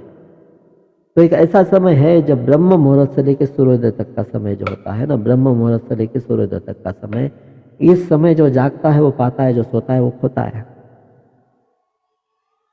गर्भस्थ शिशु को वरदानों से भरना हो तो गर्भवती को सूर्योदय से पहले स्नान करना चाहिए, साधना करना चाहिए, और कुछ समय जो है वो अच्छे विषयों के अंदर बिताना चाहिए। अच्छे विषय के अंदर नाम जप हो सकता है, पूजा पाठ हो सकती है, स्तोत्र मंत्र हो सकते हैं, अच्छी सोच हो सकती है, मंदिर के अंदर दर्शनों के लिए जा सकते हो, कोई अच्छा मैसेज पढ़ सकते हो सुबह सुबह। हम तो सुबह उठे उठे मोबाइल के मैसेज पढ़ते हैं, व्हाट्सएप के अंदर रील्स देखते हैं, शॉर्ट्स देखते हैं, कितनी गलत बात। तो इस सुबह का और शाम का समय मैनेज कर लेना। ऐसे तो इसके ऊपर हम कई होमवर्क वगैरह देते हैं, लेकिन इतना समय हमारे पास नहीं है। और फिर बात जो आती है भोजन बनाने का और भोजन लेने का भाव। एक सूत्र मैं आपको कह देता हूँ, लेकिन आपको बताऊँ कि भोजन बनाने लेने की सारी बातों को लेकर, और अन्न संस्कार भी किया जाता था प्राचीन काल के अंदर गर्भावस्था के अंदर। ये 16 संस्कारों की लिस्ट में नहीं आता अन्न संस्कार, ये अलग से किया जाता है। गर्भावस्था के अंदर अन्न संस्कार किया जाता था, और बच्चा जन्म लेने के बाद अन्नप्राशन संस्कार किया जाता था, ये 2 चीज़ें। तो ये अन्न संस्कार कैसे करना है वो तो हम बताते ही है, लेकिन अन्न संस्कार के 10 नियम बताते हैं, उसको तकरीबन हमको लगता है 1.25 घंटा। तो 2 मिनट में तो हम सारी चीज़ें बता नहीं पाएंगे, लेकिन ये इतना महत्वपूर्ण है कि इसके ऊपर एक सूत्र बताकर इसके अंदर 2-3 बातें मैं आपको बता दूं, जिससे आप बच्चे को कई दोषों से बचा भी पाओगे और एक स्वस्थ और दीर्घायु जीवन जीने वाले बच्चे को जन्म दे पाओगे। अन्न संस्कार जो है वो मानसिक नियम से भी, मानसिक शरीर से भी संबंध रखता है, बच्चे के आदर्शों को भी संपर्क करता है, और साथ साथ शरीर कैसे बनेगा उसके ऊपर भी पूरा असर करता है। तो एक सूत्र ऐसा है, जैसा अन्न वैसा मन, और जैसा पानी वैसी वाणी। आप कैसा अन्न खाते हो वैसे बच्चे का मन बन जाएगा, और जैसा पानी पियोगे वैसी वाणी बन जाएगी, और जिस क्वालिटी का खाओगे, सदोष यानी दोषयुक्त खाओगे तो दोषयुक्त भी शरीर बच्चे का जन्म दे सकते हो, और एक उच्च कोटि का एक आदर्श भोजन करोगे तो फिर आप एक दीर्घायु स्वस्थ बच्चों को भी जन्म दे पाओगे। तो सूत्र को भी ध्यान रखना। और दूसरा, फिर भोजन बनाते समय पहले की माँ अच्छा मुझे एक बात बताइए, इस दुनिया के अंदर सबसे स्वादिष्ट भोजन कौन खिला सकता है आपको? आपकी माँ खिला सकती है। माँ से अधिक स्वादिष्ट भोजन दुनिया में कोई भी व्यक्ति नहीं खिला सकता जी, कोई नहीं खिला सकता। तो फिर एक दिन भी ऐसा नहीं जाना चाहिए गर्भावस्था के अंदर कि गर्भस्थ शिशु ने माँ के हाथों से बनाया हुआ भोजन न चखा हो। तो आपकी भी माँ है, आपकी सास यानी पिता की माँ जो है ना, वो भी माँ है और आप खुद भी तो माँ हो, बच्चा है पेट के अंदर। तो दादी का हाथ का, नानी का हाथ का, माँ के हाथ का, सास के हाथ का और खुद के हाथ का, कम से कम इन पांचों में से एक व्यक्ति ने बनाया हुआ भोजन गर्भवती को करना चाहिए। तो ये ममता उसके अंदर से जाती है, प्रेम जाता है। तो भोजन प्रेम युक्त होना चाहिए, ममता युक्त होना चाहिए। दूसरा, जो भोजन भगवान को भोग लगाने लायक हो वो गर्भवती ने खाना चाहिए। ऐसे तो प्याज लहसुन भी डाल दो तो वो भोग नहीं लगता भगवान को, लेकिन इतना हम कड़ी नियम पालन नहीं कर सकते। करो तो बहुत अच्छी बात, लेकिन एक सात्विक भोजन। अब मांसाहार भी हम नहीं बता सकते, भगवान को भोग नहीं लगा सकते, तो गर्भवती को शाकाहार करना चाहिए, मांसाहार नहीं करना। ऐसा नहीं कि मांसाहार करोगे तो बच्चा बुरा निकलेगा आदि, ऐसे वो बात। लेकिन प्राथमिकता किस चीज की होनी चाहिए, ये महत्वपूर्ण है। और दूसरा, एक जीव की हत्या करके दूसरे जीव को जन्म देना, ये थोड़ा सा विरोधाभासी लगता है, इसलिए मांसाहार नहीं करना चाहिए। तो दूसरा, भोजन बनाते समय आप कौन घर के अंदर अगर मेड लगाई है आपने, तो उसको आदर दे, सम्मान दे, उसको कहे कि मेरे गर्भ के अंदर बच्चा है, तो इसको जो भी भोजन जाना चाहिए वो आप भगवान को स्मरण करते हुए, अच्छे भाव रखते हुए करें। और जिस दिन आपको लगे कि आज आप दुखी हो, आप रोगी हो, आप की स्वास्थ्य ठीक नहीं है, उस दिन छुट्टी ले लेना। यानी कि कोई रुग्ण अवस्था के अंदर है, उसके हाथों का भोजन हम करें, या जो नकारात्मक भाव के अंदर से भोजन करवा रहा हो तो उसके हाथ का भोजन नहीं करना चाहिए गर्भवती। और चाहे मेड घर में काम कर रही हो, चाहे आप काम कर रहे हो, तो आजकल मोबाइल के अंदर सुविधा है या फिर ब्लूटूथ स्पीकर्स है, वो आप किचन के अंदर लगा लीजिए और भोजन बनाते समय निरंतर वहां पे भगवान का नाम स्मरण चलने दीजिए, मंत्र चलने दीजिए, ताकि आपके कानों से, आपके हाथों से कोई तो भाव उतरे उस भोजन के अंदर। पहले की माएँ ऐसी गुनगुनाते हुए अपने बच्चों के लिए, अपने, क्योंकि केवल अपने लिए भोजन नहीं बनाती थी, अपने भगवान के लिए, क्योंकि वो तो वहां पे बाल भोग भी तो लगाएगी, भगवान को भी तो खिलाएगी। तो फिर ऐसे नाम स्मरण जिस किचन के अंदर चल रहा हो, चाहे आप रिकॉर्डिंग लगा लो, आधुनिक व्यवस्था का आप लाभ ले लो, आप नहीं कर सकते तो कम से कम कानों पे पड़ता रहे, चाहे कोई भी भोजन बना रहा हो, तो ये आप ध्यान रख सकते हैं। दूसरा, और एक महाभयानक गलती हम ऐसे करते हैं जिससे बच्चे को बहुत बड़ा भोग भुगतना पड़ता है। आप कितने भी ऑर्गेनिक फूड्स ला लो, कितने भी महंगे ला लो, कितने भी अच्छे से बना लो, लेकिन अगर आपके मन के अंदर दोष है, आपके भाव के अंदर दोष चल रहा है, तो उस अन्न के अंदर दोष ही प्रवेश करेगा और वो आपके ऑर्गेनिक फूड्स, महंगे फूड्स भी बच्चे को दोषयुक्त बनकर ही प्राप्त होंगे। और दोषयुक्त अन्न बच्चे को दोष, और वो जरूरी नहीं कि दोष बचपन के अंदर नजर आए, हो सकता है कि युवावस्था में, हो सकता है कि प्रौढ़ावस्था के अंदर नजर आए, लेकिन आपकी गलती बच्चे भुगतेंगे। और वो गलती कौन सी पता है आपको? आप में से तकरीबन सभी लोग कर रहे हैं। इसलिए जितने दिन बच्चे उतने दिन सचेत हो जाइए और वो गलती मत कीजिए। कहाँ की गलती, कौन सी गलती, बताता हूँ। जैसा अन्न वैसा मन, जैसा पानी वैसी वाणी, मैंने कहा ना आपको। तो कृपा कर कर भोजन करते समय इस बात का स्मरण रखें, भोजन बनाते समय और खासकर भोजन करते समय इस बात का स्मरण रखें कि गलती से भी भोजन करते समय आप टीवी सीरियल देखते हुए, सिनेमा देखते हुए, न्यूज़ चैनल देखते हुए मोबाइल हाथ में रखकर भोजन न करें। क्योंकि उस समय भोजन करते समय जो पर्दे के ऊपर चल रहा है वो आपके अन्न से आपके बच्चे के भीतर उतर रहा है, और आपको पता है कि उसके अंदर दोष ही अधिक होंगे जो आप देख रहे हो, चाहे टीवी सीरियल देखो, चाहे सिनेमा देखो, चाहे न्यूज़ चैनल देखो, या सोशल मीडिया का यूज करो। तो ये दोष युक्त शरीर बच्चे को नहीं देना है। तो भोजन करते समय केवल भोजन का स्मरण होना चाहिए, परिवारजनों के साथ बैठना चाहिए, हंसी खुशी मंगल की बातें करनी चाहिए, अच्छी सोच रखनी चाहिए, अन्न का विचार करना चाहिए, भगवान का विचार करना चाहिए, और ऐसी सोच रखते हुए भोजन करना चाहिए, न कि टीवी सीरियल देखते हुए, सिनेमा देखते हुए और न्यूज़ चैनल देखते हुए। घर के अंदर टीवी बंद हो उस समय, कोई भी ना देखे, कोई भी ना देखे। और अगर आपको परिवार साथ नहीं देता तो आप अकेले जाकर बैठ जाइए, जबकि गर्भवती को अकेले भोजन नहीं करना चाहिए, लेकिन मजबूरी है, क्या करें। जाइए, अकेले बैठ जाइए, भगवान को कहिए कि कोई नहीं साथ दे रहा, तू साथ दे दे, तू बैठ जा मेरे थाली के अंदर, लेकिन ऐसी विपरीत परिस्थितियों में भोजन ना करें। फिर बाहर से कुछ मंगाया हो तो उसको कोई भगवान की प्रार्थना करके शुद्ध करे और फिर भोजन करे, क्योंकि पता नहीं बाहर के लोगों ने कैसे, हम तो अभी ऑर्डर देकर लाने वाला व्यक्ति भी किस कौन कैसे कैसे भाव से लाकर दे रहा है, पहुंचाने वाला व्यक्ति भी जो होता है वो, और बनाने वाला भी कैसे बना रहा है पता नहीं। तो बाहर से आया हुआ अन्न भी हम तो बताते हैं कि कैसे शुद्ध करना, आदि वो सारे प्रोसेस है, लेकिन अभी इतना टाइम नहीं। तो उसको भी भगवान का स्मरण कर कर उसको कुछ अभी अच्छे भाव देकर फिर ग्रहण करें।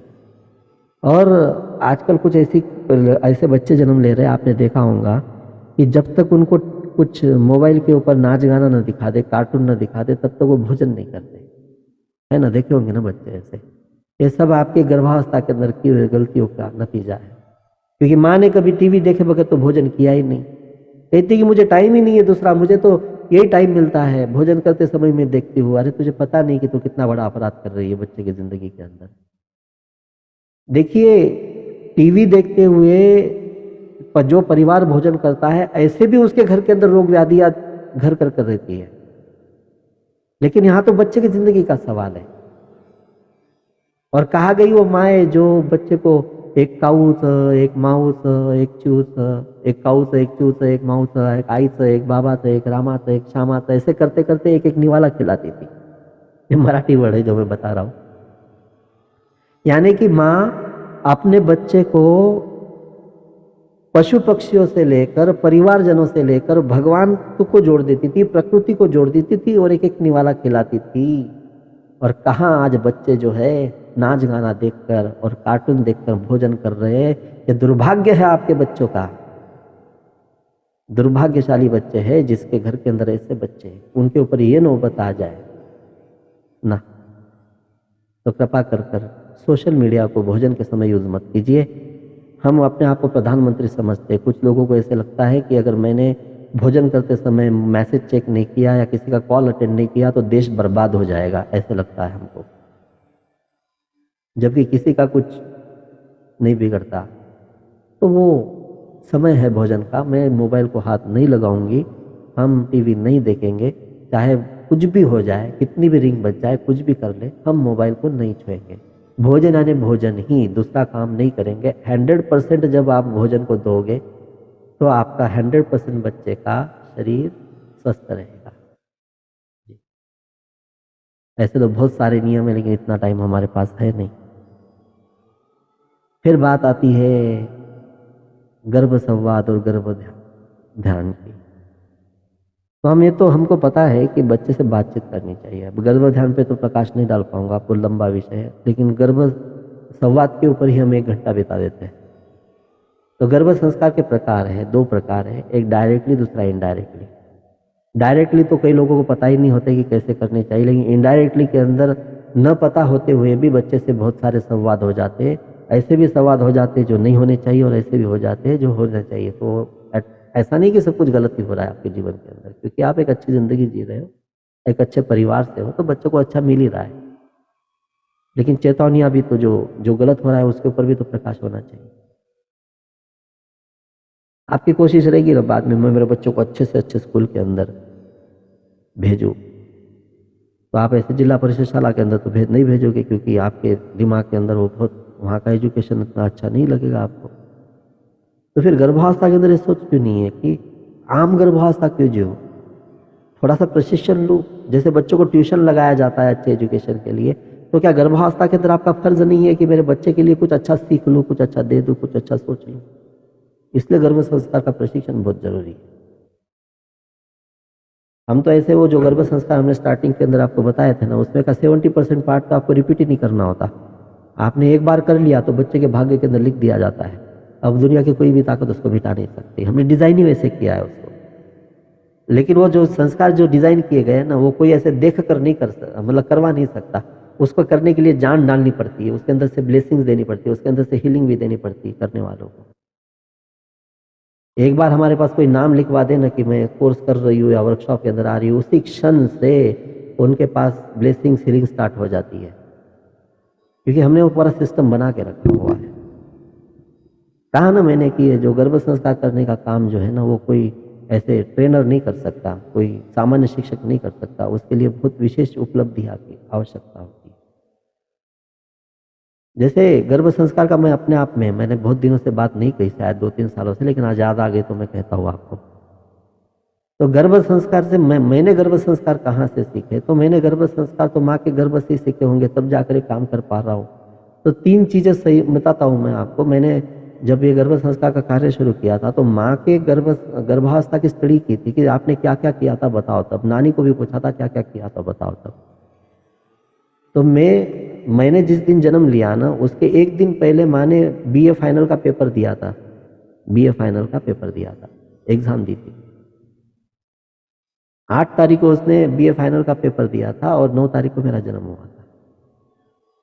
वो स्टडी कर रही थी, पढ़ाई कर रही थी गर्भावस्था के अंदर, और उसका विषय हिंदी विषय जो बहुत प्रिय था। और उसी समय उसने उसी 9 महीने के अंदर एक हिंदी पंडित बोलकर, उस समय बहुत रुझान था परीक्षा देने का कि हिंदी के अंदर एक पंडित बोलकर परीक्षा आती थी, वो भी दी थी। यानी साहित्य का अभ्यास किया था। तो मैं एक साहित्यकार बना। माँ के साहित्य के अभ्यास की वजह से आज मैं मराठी हिंदी दोनों भाषाओं के अंदर मेरी तकरीबन 12-15 किताबें हैं। गर्भ संस्कार के अंदर जो गीत वगैरह जो आज बहुत वर्ल्ड फेमस है, जो सब बड़े भाव से सुनते हैं ना, वो मेरे रचे हुए हैं। तो और माँ है ना, उस समय मतलब एक ऐसी अवस्था, मतलब कमाई की बहुत आवश्यकता थी, नया नया विवाह था, पिता को तनख्वाह वगैरह कम थी, एक सरकारी नौकरी करते थे।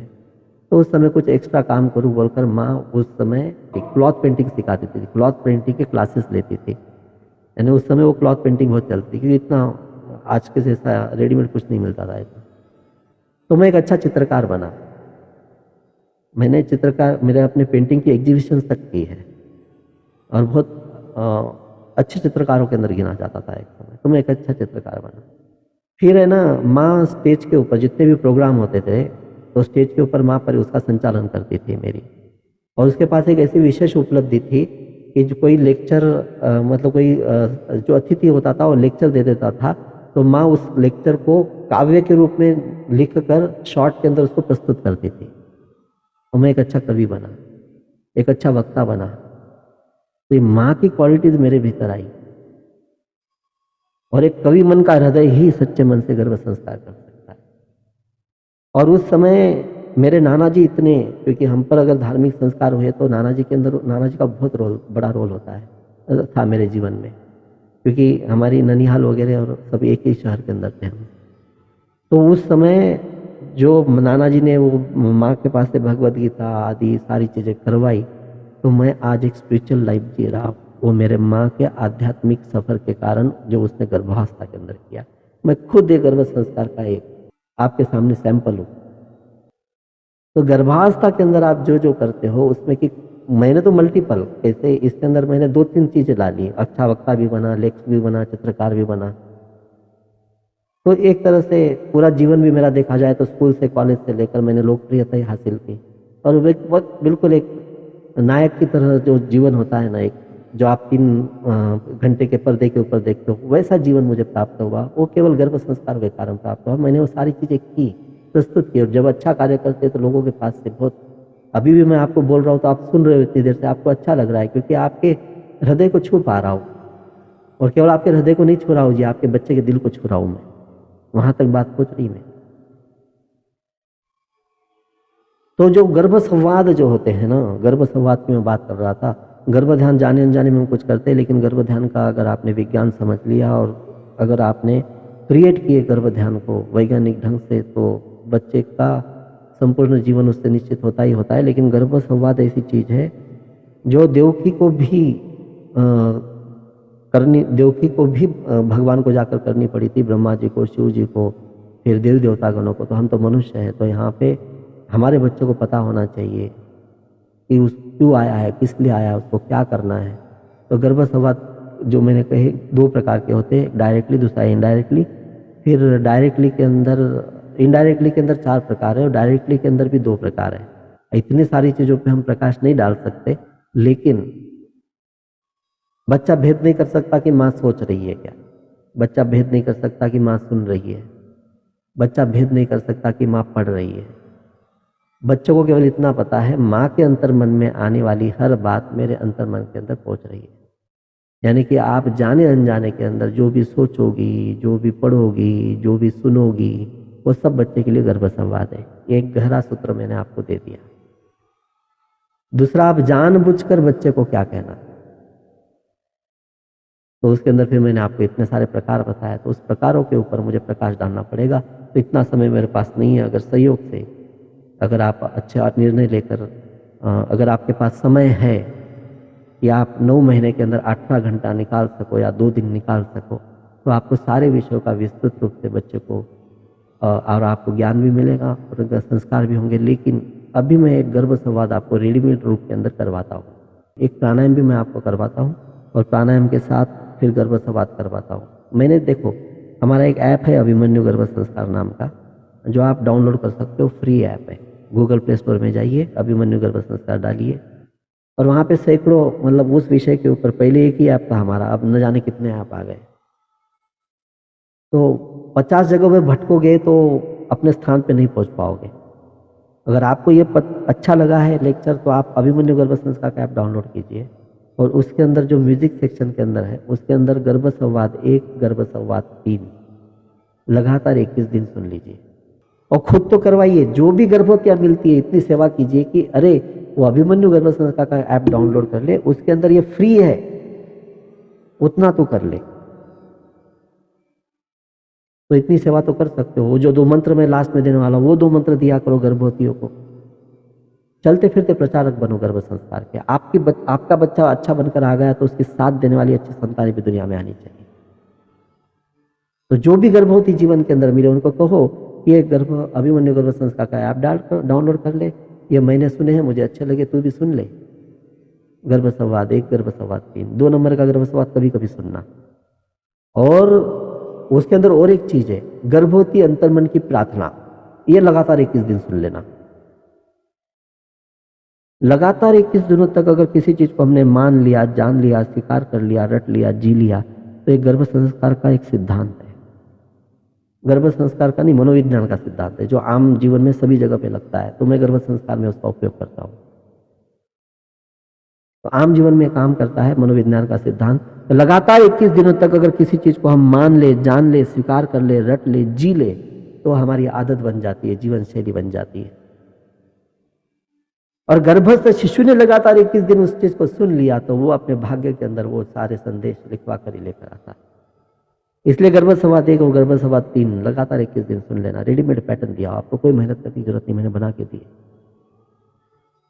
और हमारा देखा देखी कर कर न जाने कितने लोगों ने इधर उधर के सेंटेंस डालकर कुछ भी, लेकिन हमने जो सोच समझ कर दिया है, सटीकता के साथ दिया। तो सही एड्रेस पे पहुंचोगे तो सही बात बनेगी, गलत एड्रेस पे पहुंचोगे तो नहीं बनेगी बात। तो वो गर्भ संवाद सुनो। नंबर 2 का कभी कभार सुन लो, उसके अंदर कुछ गैप्स दिए गए, उस गैप्स के अंदर आपको अपने फैमिली मेंबर्स के बारे में कुछ बोलना होता है। नंबर 2 के गर्भ संवाद में वो लगातार 21 दिन की जरूरत नहीं, कभी कभार तो 3 चीजें लगातार 21 दिन कर लेना। फिर और एक गर्भ 21 दिन का हम प्रोसेस देते हैं, लेकिन वो षटचक्र संस्कार से संबंधित है, तो वो तो जो संस्कार नहीं करोगे तो वो आपको बताकर मतलब ही नहीं 21 दिन करने का। हमने कहा था ना कि 3 तरह की कनेक्टिविटी हर माँ को मिलती है, लेकिन एक चौथी कनेक्टिविटी है, वो लाखों में एक माँ को मिलती है। उस माँ को मिलती है जिस माँ का बच्चा किसी क्षेत्र के अंदर इतिहास रचने वाला हो, या किसी बड़े समूह का नेतृत्व करने वाला हो, या अपने जीवन से आदर्श प्रस्तुत करने वाला हो। ऐसे माँ को चौथी कनेक्टिविटी मिलती है और बाकी सभी माँओं को केवल 3 कनेक्टिविटियां मिलती है। और ऐसी संतानों में तो हजारों लाखों में एक ही होती है, सभी थोड़ी संतानें वैसी होती है। लेकिन अभिमन्यु गर्भ संस्कार के अंदर जो जो माएँ आती है, उनको सबको कनेक्टिविटी बनाकर दी जाती है, लेकिन वो अभिमन्यु गर्भ संस्कार का गुप्त विज्ञान आता है। इसलिए हम वैसे ओपन सेशन के अंदर उसके बारे में कुछ भी नहीं बता सकते, 2 सेंटेंस भी नहीं बता सकते आप। कि उसको अधिकृत रूप से आपको प्रवेश देना पड़ता है, उसको अन्य संस्कारों से तैयार कर कर फिर उस संस्कार को दिया जाता है। तो चौथी कनेक्टिविटी भी लाखों में एक माँ को मिलती है। जिजाऊ को मिली थी तभी जाकर शिवाजी महाराज ने इतिहास रचा। संत ज्ञानेश्वर की माँ को मिली थी तब जाके संत ज्ञानेश्वर ने जन्म लिया। देवकी को मिली थी तब जाकर कृष्ण ने अपनी लीला प्रस्तुत की। कौशल्या को मिली थी वो कनेक्टिविटी चौथी, तब जाकर उसने भगवान राम ने रामायण प्रस्तुत की, भले गर्भ के अंदर स्वयं भगवान क्यों ना आए, लेकिन वो चौथी बात घटनी चाहिए गर्भ के अंदर। और अभिमन्यु गर्भ संस्कार के अंदर हमें मानते कि आने वाली हर मास स्पेशल होती है, ये मिनी सेशन है, मिनी कोर्स है, तो इसके अंदर वो चीज़ गुप्त विधान है, वो नहीं बताया जा सकता। परंतु अभी मैं जो आपको बताने जा रहा हूँ वो गर्भ संवाद की बातें मैं कह रहा था। तो गर्भ संवाद के अंदर आप ये रेडीमेड पैटर्न के हिसाब से जो मैंने बनाए हैं, और हमारी अभिमन्यु गर्भ संस्कार नाम की पुस्तक है, उसके अंदर पढ़ने के लिए भी है। तो कम से कम 21 दिन इसको पढ़े और 21 दिन सुने, ऐसे 2 होमवर्क आपको दिए रहे हैं हम। तो आप फिर एंड्रॉयड का ऐप है, iOS का ऐप अभी बंद है, 15 दिसंबर के बाद वो भी मिल जाएगा आपको, अभिमन्यु गर्भ संस्कार का ऐप। और सबको डाउनलोड, जब भी जीवन के अंदर, आज भी और 10 साल के बाद भी, 25 साल के बाद भी कोई भी गर्भवती मिले, इतनी सेवा जरूर करें सृष्टि की कि आप ये गर्भ संवाद सुन लो, ये कर लो। और कभी भी घर के अंदर कोई भी किसी भी रिश्तेदार की शादी हो तो आप अभिमन्यु गर्भ संस्कार, और कोई गर्भवती हो तो आप अभिमन्यु गर्भ संस्कार की पुस्तक उसके एड्रेस पे ऑर्डर कर दे, उसको भेंट दे दे, जीवन भर आपको वो याद रखेगी इस चीज़ के लिए। क्योंकि ये चीज़ जो है आपने उसके जीवन के अंदर वरदान के रूप में, क्योंकि हमारे अभिमन्यु गर्भ संस्कार की पुस्तक को साधु संतों ने गर्भवती का धर्म ग्रंथ कहकर गौरवान्वित किया है। पहले पन्ने से आखिरी पन्ने तक एक नेगेटिव सेंटेंस नहीं है उस पुस्तक के अंदर, और एक गैर जरूरी चीज़ नहीं है, केवल जो जरूरी है उतना ही दिया है। नहीं तो सैकड़ों किताबें मार्केट के अंदर उपलब्ध है गर्भ संस्कार की, लेकिन मैक्सिमम किताबों को पढ़कर एक अच्छी खासी गर्भवती डरने लगती है, डर कर जीने लगती है। लेकिन अभिमन्यु गर्भ संस्कार की पुस्तक आपको ऐसे उत्साह से भर देगी। लेकिन उसके अंदर भी जो हमने दिया है उसका अधिकांश भाग हमारे वर्कशॉप कोर्स में नहीं आता, क्योंकि वो आपको घर पे पढ़कर करने के लिए, और जो पढ़कर आप नहीं कर सकते वो चीज़ें आपको कोर्स में या वर्कशॉप में, या जो मैं अभी कुछ बातें उसके अंदर की बता रहा हूँ वो बताएगा। तो गर्भ संवाद अपने, फिर वो गर्भ संवाद सुनने के बाद आप प्रेरणा लेकर अपने भी गर्भ संवाद रच सकते हो। अगर आप कोई अच्छे लेखक हो, कवि मन के हो, तो आप खुद के गर्भ संवाद भी रच सकते हो। तो इस तरह से गर्भ संवाद से आप, लेकिन एक अनुभव मैं आपको यहाँ पे देना चाहता हूँ, सब मेडिटेशन के अंदर बैठ जाए और मेडिटेशन के अंदर आंखें बंद कर करके इसका अनुपालन करें। मैंने शुरू से आपको कहा था कि बीच में छोड़ के मत जाना, बच्चों को गलत दिशा निर्देशन मत देना और पूरा सुन लेना। तो थोड़ा सा सेशन बाकी है, तो आपको ये पहले ये दे दूं मैं आपको गर्भ संवाद का एक अनुभव, 1-2-3 मिनट का प्राणायाम करके, और फिर उसके बाद मैं आपको मंत्र दे दूंगा। और उसके बाद फिर हम हमारे अगर आप कुछ करना चाहो, आगे बढ़ना चाहो, तो थोड़ा सा 1-2 मिनट का इंट्रोडक्शन दूंगा, ज़्यादा समय आपका नहीं लूँगा। तो आखिरी तक बने रहे, कृपया अपने बच्चे के लिए इतनी जिम्मेदारी रखें अपने आप पर, ठीक है। हाँ जी, आंखें बंद कर लीजिए, आंखें बंद कर कर कुछ क्षण शांत बैठिए। एक मंत्र है, उस मंत्र के साथ भी हम प्राणायाम करेंगे, और थोड़ा सा स्टार्टिंग के अंदर म्यूजिक के साथ हम प्राणायाम करेंगे। रेचक यानी सांस छोड़ना, पूरक यानी सांस लेना। भस्त्रिका प्राणायाम है, गहराई से सांस लेना और सहजता से छोड़ देना।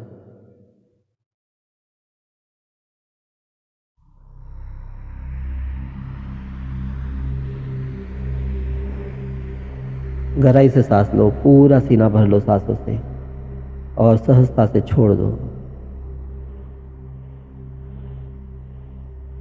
ऐसे ही गहराई से सांस लो, सहजता से छोड़ दो। भस्त्रिका प्राणायाम। प्राणायाम का अर्थ प्राणों को आयाम देना होता है। आयाम यानी नियम, प्राण यानी हमारी सांसें। एक नियमबद्ध तरीके से सांसें चलाने का अर्थ प्राणायाम होता है। और इस समय जो भस्त्रिका प्राणायाम का नियम है, गहराई से सांस भरना, दीर्घ सांस जैसे सहज जमे और फिर धीरे से उसको छोड़ देना। तो सांस सीने में भरते हुए देखे और उसको आराम से उसको जाने दे।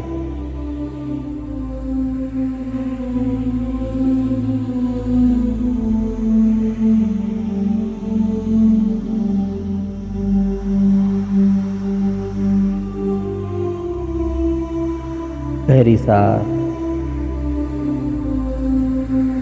धीमे से जाने दे, छोड़े। सांसों में एक संगीत, सांसों में एक लय, सांसों में एक रिदम, सांसों में एक असीम शांति, सांसों में ममता, सांसों में स्नेह, सांसों में प्रेम। हर सांस जैसे गर्भस्थ शिशु को लग रहा हो कि माँ मुझे सहला रही है, माँ मुझे प्यार कर रही है, माँ मेरा दुलार कर रही है। पिता साथ में बैठा हो तो पिता भी मेरे साथ बैठा हुआ है, बच्चा अनुभव करता है। और पिता का भी लाड़ दुलार माँ के मन से बच्चे के पास पहुंच पाता है। एक मंत्र है सोहम। इस मंत्र के उच्चारण की अनुमति नहीं होती, या तो रिकॉर्डिंग में सुन सकते हो या गुरु के मुख से। तो मैं रिकॉर्डिंग लगाता हूं, तो सोहम के समय, सो के समय सांस लेना और हम के समय छोड़ना। मंत्र मैं यहां पे रिकॉर्डिंग में लगाऊंगा। सो के समय आपको सांस लेना है, पूरा सीना भरना है, और हम के समय छोड़ना है।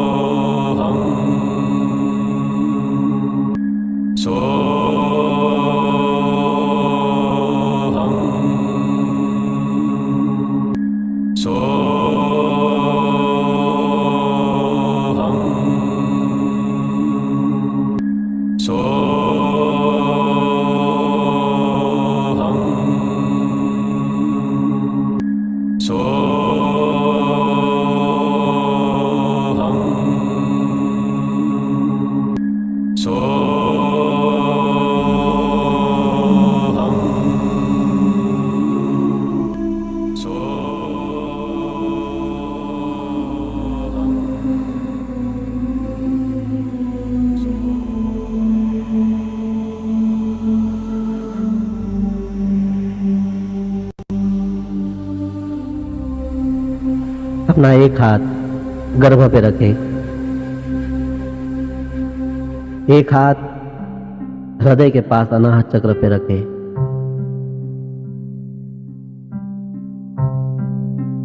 बच्चे को मनी मन आवाज दे, जुड़े जाए अपने बच्चों से। अब दूसरा हाथ भी जो ऊपर रखा था आपने, वो नीचे लेकर आ जाए गर्भ के ऊपर।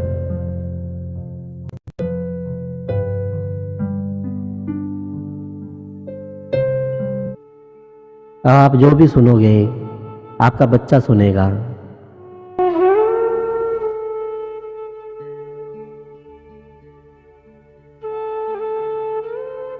गर्भ संवाद।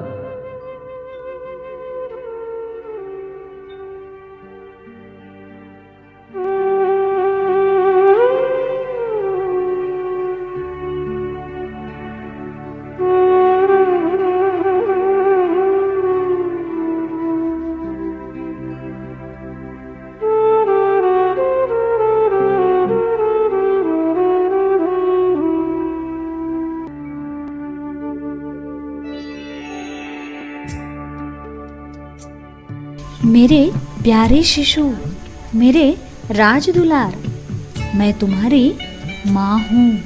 माँ है मेरे प्यारे शिशु, मेरे राजदुलार, तुम खुश हो ना मेरी तरह?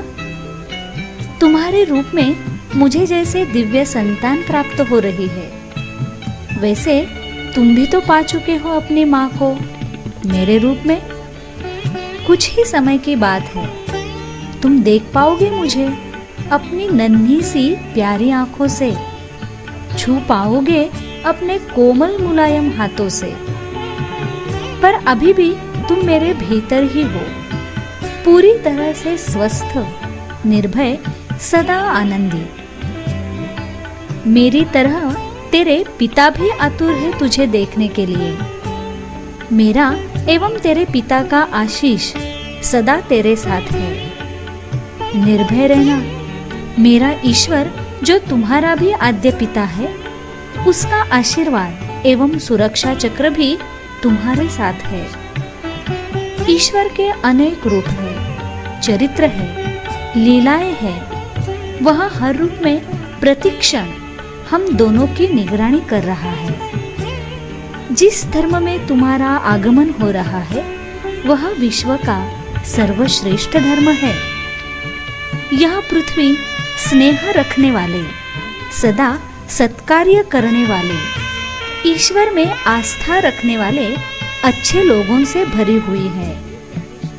मेरे प्यारे शिशु, यह सृष्टि सुंदरता से भरी है। दसों दिशाओं में सुख, शांति, संपन्नता, समृद्धि, संपत्ति अनंत मात्रा में फैली है, जिस पर तुम्हारा पूरा अधिकार है। ब्रह्मांड के सारे सुख, अद्वितीय शांति एवं अपार समृद्धि सब तुम्हारा इंतजार कर रहे हैं। आओ एवं बटोर लो एवं दुनिया को भी खूब बांटो। मेरे राजदुलार, आदान प्रदान तो सृष्टि का नियम ही है। किसी को कुछ देने में अद्भुत आनंद है। जितना हम देते हैं उससे अधिक मात्रा में हमें प्राप्त होता है। ईश्वर ने तुम्हें पृथ्वी पर कई विशिष्टताओं के साथ अनंत शक्तियों से युक्त कर दिव्य संतान के रूप में भेजा है। कोई निश्चित हेतु से दिव्य कार्य करने के लिए तुम आए हो। मेरे प्यारे शिशु, तुम स्वस्थ, सुदृढ़, सौभाग्यशाली, धनवान, विद्वान, निर्दोष, दीर्घायु, निर्भय, आनंदमय एवं दिव्य संतान हो। तुम्हारी स्मरण शक्ति, तुम्हारी बुद्धिमत्ता अद्भुत है। तुम्हारे चेहरे पर, तुम्हारी आंखों में दिव्य तेज है। तुम्हारा संपूर्ण शरीर स्वस्थ, चुस्त, तंदुरुस्त है। मेरे प्यारे शिशु, तुम हर दृष्टिकोण से परिपूर्ण हो। गर्भावस्था का सफर सुंदर एवं सुहाना है, क्योंकि हम दोनों साथ जो है। मेरे साथ तुम्हारा पूरा परिवार भी तुम्हें जी भर भर कर आशीर्वाद दे रहा है। मेरे प्यारे शिशु, मेरे राजदुलार, मैं तुम्हारी माँ हूँ। माँ, मैं हमेशा तुम्हारे साथ हूँ। मेरे प्यारे शिशु, मेरे प्यारे शिशु, मेरे राजदुलार, मैं तुम्हारी माँ हूँ। मैं माँ, हमेशा मैं तुम्हारे हमेशा तुम्हारे साथ हूँ। हमेशा मैं तुम्हारे साथ, हमेशा तुम्हारे साथ हूँ।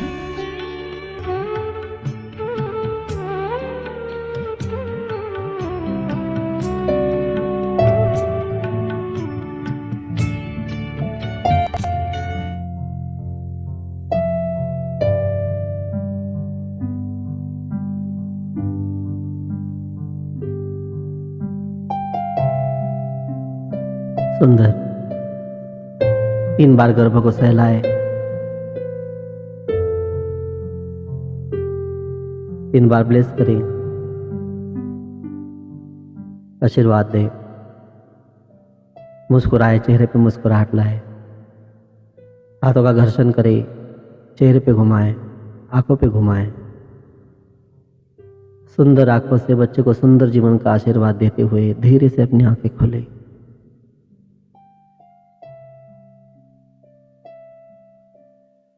जय श्री कृष्ण। सभी का पुनः एक बार स्वागत।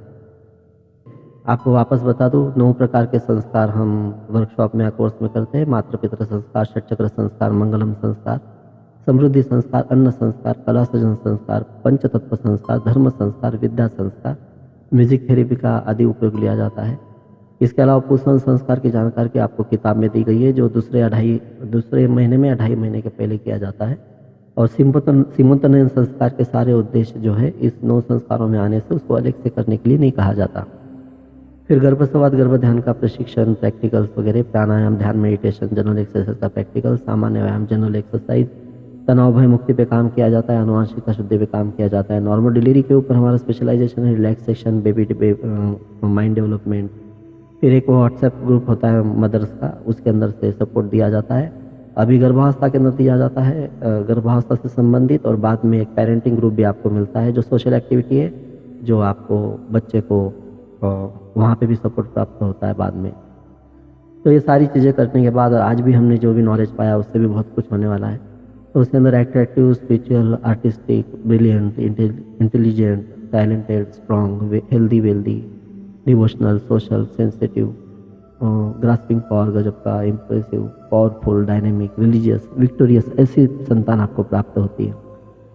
फिर इनमें से ये तो मशीन के लिए कॉन्फ़िगर शब्द है, लेकिन समझने के लिए यहाँ पे दिया है, design and configure your baby before it is born by Abhimanyu Garbh Sanskar. ये 2 किताबें मैंने आपको बताई थी, जो अमेज़ॉन पे, फ्लिपकार्ट पे, हमारे साइट में, हमारे ऐप में, और पूरे देश में जो प्रमुख पुस्तक विक्रेता है उनके पास भी मिल सकती है। घर बैठे मंगाना हो तो अमेज़ॉन, फ्लिपकार्ट या फिर हमारे साइट से, या डायरेक्ट हमको व्हाट्सएप पे ऑर्डर दे सकते हो। ये मंत्र है जो आपको करना है रोज़ सुबह 9 बार, एक बार मेरे मुख से सुन ले। संतान गोपाल मंत्र एक बार सुनना है और बाद में मेरे साथ करना है आपको मेरे पीछे। ओम देवकी सुत गोविंद वासुदेव जगतपते देहि मे तनयम कृष्ण वामहम शरणम गतः। सब मिलके एक साथ करें अभी। ओम देवकी सुत गोविंद वासुदेव जगतपते देहि मे तनयम कृष्ण वामहम शरणम गतः। तो अभी रोज प्रातःकाल 9 बार करना है इसको। रोज प्रातःकाल सुबह उठे उठे आपको करना है, या तो बिस्तर पे कर लो या फिर स्नान के उपरांत करो, आपकी चॉइस। फिर दूसरा मंत्र है अभिमन्यु गर्भ संस्कार मंत्र। ये रात को सोते समय करना है आपको, सोते समय, यानी जब नींद फाइनली आपको लेना है, मोबाइल भी देखना हो जाए, सबसे बात करना भी हो जाए, तो जब फाइनली सोना है मंत्र करके सो जाना 9 बार। तो मंत्र है, एक बार सुने केवल। ओम आवाम आनंदावह तथा च धन्यवादान यच्छावयत आवाम स्वास्थ्यम सुदृढ़म समृद्धम भाग्यशाली धनवत ज्ञानी निर्दोषम दीर्घायु निर्भयम आनंदमयम दिव्यम च आपत्यम प्राप्तम अस्ति। सब मिलके एक साथ। समझ में भी आ रहा होगा कि इसके अंदर क्या बोला गया है, बड़ी सरल संस्कृत है। ओम, सब मिलके एक साथ करें। ओम आवाम आनंदावह तथा च धन्यवादान यच्चावह यत आवाम स्वास्थ्यम सुदृढ़म समृद्धम भाग्यशाली धनवत ज्ञानी निर्दोषम दीर्घायु निर्भयम आनंदमयम दिव्यम च आपत्यम प्राप्तम अस्ति। हम खुश हैं एवं धन्यवाद देते हैं कि हमें स्वस्थ, सुदृढ़, सौभाग्यशाली, धनवान, विद्वान, निर्दोष, दीर्घायु, निर्भय, आनंदमय एवं दिव्य संतान प्राप्त है। आम मराठी में आम्ही खुश आहोत आणि धन्यवाद देतो की आम्हा स्वस्थ, सुदृढ, सौभाग्यशाली, धनवान, विद्वान, निर्दोष, दीर्घायु, निर्भय, आनंदमय आणि दिव्य संतान प्राप्त है। तो आप संस्कृत में करें, उचित है, नहीं तो आप हिंदी में, मराठी में, गुजराती में, उसमें भी कर सकते हो, जो भी अपनी मातृभाषा में इसको कर सकते हो। लेकिन आप रोज रात को सोने से पहले इसको करें और सो जाए। तो ये 2 मंत्र। एक तीसरा मंत्र है अभिमन्यु गर्भ संस्कार संरक्षण मंत्र, लेकिन उसके अंदर एक विधि है जो सिखाना पड़ता है, तो हम वो अपने पार्टिसिपेंट्स को आमतौर पर देते हैं। लेकिन ये 2 मंत्र जो है वो आप एक सुबह एक रात को जरूर करें। इसके अलावा जो भी आपके परंपरागत मंत्र स्तोत्र है या भी नाम जप है, घर में आरती आदि करना, फिर जो भी आपको परंपराओं से कहा गया है कि ये पढ़ो वो करो, वो सारी चीज़ें भी धार्मिक आप कर सकते हो, लेकिन 2 मंत्र जरूर करें। अभिमन्यु गर्भ संस्कार ऑनलाइन कोर्स है, ऑल अंडर 1 रूफ। तो ये 4500 का है। ये पुरानी स्लाइड है, अभी उसका 3000 कॉस्ट हो चुका है। तो 3000 के अंदर ये कोर्स हम अभी दे रहे हैं सबको, अभिमन्यु गर्भ संस्कार ऑनलाइन कोर्स। तो उसके अंदर क्या क्या मिलेगा आपको, तो गर्भ संस्कार के 18 सेशन है। इतना तो टाइम हम अपने बच्चे के लिए निकाल ही सकते हैं कि 9 महीने 9 दिन के अंदर 18 घंटे भी हम नहीं निकाल पाए, तो हमको सोचना पड़ेगा कि हम क्या कर रहे हैं। तो 8वां सेशन है, एक सवा घंटे के। आप कभी भी ऑनलाइन कोर्स के अंदर अपने टाइम के हिसाब से आप इसको कर सकते हो, लेकिन पूरा टाइम देना, दो काम एक साथ नहीं करना, बस निकाल वो सेशन करना उस समय। और 2 से 3 Zoom live session up to delivery, यानी कि हर महीने 3 सेशन हम कम से कम, कभी-कभी 4 भी हो जाते हैं। तो 2 से 4 सेशन आपको जैसे हम आज ले रहे हैं, तो इस तरह के अलग-अलग विषयों के ऊपर सेशन मिलते हैं। फिर गर्भ संस्कार की बुक आपके घर पे आ जाती है। विदेशों के अंदर उनको ई बुक मिलता है, और जो भारत के अंदर उनको हार्ड कॉपी हम पहुँचाते हैं। अभिमन्यु गर्भ संस्कार जो है उसका ऐप आपको मिलता है। फिर एडिशनल प्रीनेटल योगा का कोर्स ये हम प्रोवाइड करते हैं। फिर मदर व्हाट्सएप ग्रुप जो है वो उनको मेदी आ जाता है, और बाद में बर्थ होने के बाद आपको पेरेंटिंग सपोर्ट के लिए पेरेंटिंग ग्रुप दिया जाता है। फिर ये life time gift blessing and protection for your dream baby, तो इसका जो अभी ऑफर है वो 3000 का है, लेकिन भविष्य के अंदर इसका को जो है संक्रांत के आसपास इसका रेट हम 3600 करने वाले हैं। तो आपको अभी ले लो, और एक कब करना चाहिए, तो जितना जल्दी कर लो उतना ज़्यादा लाभ रहेगा वर्कशॉप का, कोर्स का। तो आप कर लीजिए, आज से ज्वाइन कर लीजिए। 3 महीने की वैलिडिटी है, 3 महीने के अंदर आपको 8वां सेशन कंप्लीट करना है, लेकिन मैं कहूँगा 18 दिन में 8वां सेशन कंप्लीट कर लीजिए, 1 महीना भी मत लगाइए। तो जितने जल्दी कर लोगे उतना अधिक लाभ आपको मिलेगा। तो और जो क्विक डिसीजन लेने वाले लोग होते हैं ना, उनको क्विक डिसीजन लेने वाले बच्चे मिलते हैं। कल करेंगे, परसों करेंगे, करते करते पूरे 9 महीने बीत जाते हैं, और फिर बाद में ध्यान में आता है कि हमने कुछ भी नहीं किया, गर्भावस्था ऐसे गुजार दी। ऐसा नहीं होना चाहिए। एक तो क्विक डिसीजन लीजिए कि हम आज ही फाइनल करेंगे, या तो ऑफलाइन वर्कशॉप में, ऑनलाइन कोर्स के अंदर हम जाएंगे। तो अभी जो अपकमिंग वर्कशॉप जो है मैं आपको एक बता दूं, फिर आपके शहर के अंदर वर्कशॉप हो रहा हो या इन शहरों के अंदर आप पहुंच पाते हो, तो आप ऑफलाइन वर्कशॉप को पहली प्राथमिकता दें, और ऑफलाइन नहीं कर पाते हो तो ऑनलाइन करें। आप एक रिस्पॉन्सिबल पेरेंट हो, और आप अपने बच्चे को या अपने आप को प्रॉमिस कर सकते हो कि आप उसको एक हेल्दी वेल्दी लाइफ दोगे। और आपको शुभकामनाएं। बच्चा कह रहा है कि thank you mama, thank you papa, I am so excited for ये सभी सेशन के लिए। तो आपका बच्चा बहुत कुछ कहता है आपको, आप ध्यान ही नहीं देते, बस अपनी लगाते रहते हो, आप अपना अपना बताते रहते हो। इसकी मैं रिकॉर्डिंग भी आपको प्रोवाइड करूँगा, तो आप अन्य जो आपके फ्रेंड्स हैं गर्भवती वगैरह उनको भी प्रोवाइड कर सकते हो। मैं कहूँगा कि आप ऑफलाइन के वर्कशॉप के अंदर ज़रूर सहभाग लें। आज आप थोड़ा सा 2 दिन दे दोगे, थोड़ा पैसा खर्च कर दोगे, सभी सिटी की अलग अलग फीस है। और ये जो सेशन ऑनलाइन का तो समझो 3000 के अंदर ही आपको मिल रहा है, लेकिन आज 3000 और 18 घंटे आपने दिए, तो उसके बदले में आपके बच्चे भविष्य का बहुत सारा समय बचेगा, बहुत सारा पैसा बचेगा, लाखों करोड़ों बच जाएंगे। और लाखों करोड़ों देकर भी ये सारी चीज़ें आप नहीं दे सकते, वो चीज़ें अभी मिलेंगी, क्योंकि गर्भावस्था के अंदर ही सारी चीज़ें मिलनी चाहिए। तो ये इस समय सोने जैसा समय है, इसको खोए नहीं। एक माता पिता बन रहे हो तो एक जिम्मेदार माता पिता जिम्मेदार संतान को जन्म दे, महान संतान को जन्म दे, ये महत्वपूर्ण है।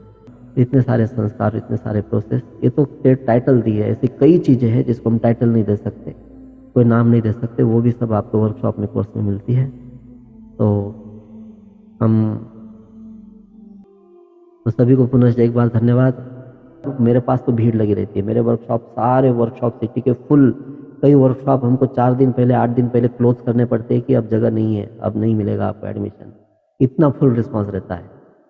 तो वो रिस्पांस बढ़ाने के लिए मुझे ये सेशन लेने की आवश्यकता नहीं है, और ना ही मैं आपको कोई प्रलोभन, मैं तो आपको भारत की इस गौरवशाली परंपरा को प्रस्तुत कर रहा हूँ। लेकिन कुछ पाने के लिए कुछ तो आपको समय देना पड़ेगा, और पैसा तो क्या है जी। आप एक सोनोग्राफी के लिए जाते हो तो इतना सारा पैसा खर्च करके आ जाते हो, ये 3000, ये 5-6 हज़ार वर्कशॉप के लिए, कोर्स के लिए अगर आपने दिए तो कोई बड़ी बात थोड़ी है। बच्चे की पूरी ज़िंदगी तय होनी है। हम एक नॉर्मल डिलीवरी हो जाए तो हमारा कितना रुपया बचेगा, कितनी शारीरिक झीज बचेगी। और हमारे पास आने वाले तकरीबन सब लोग नॉर्मल डिलीवरी करवाते हैं। तो पैसों की कोई बात ही नहीं है, पैसे तो आप ऐसे ही दे दोगे, लेकिन समय देना बड़ा महत्वपूर्ण है। आपका समय बड़ी कीमती चीज़ है। ये 8-9 महीने 9 दिन आप चाहे कुछ भी कर लो, कहीं से भी खरीद कर नहीं ला सकते। आप जो परमात्मा ने दिए हैं, आपके बच्चे ने आपको दिए हैं, तो आप इनको खूबसूरती से जिए, ये महत्वपूर्ण है। तो मैं सत्र समाप्त करने से पहले सभी को धन्यवाद देना चाहता हूँ।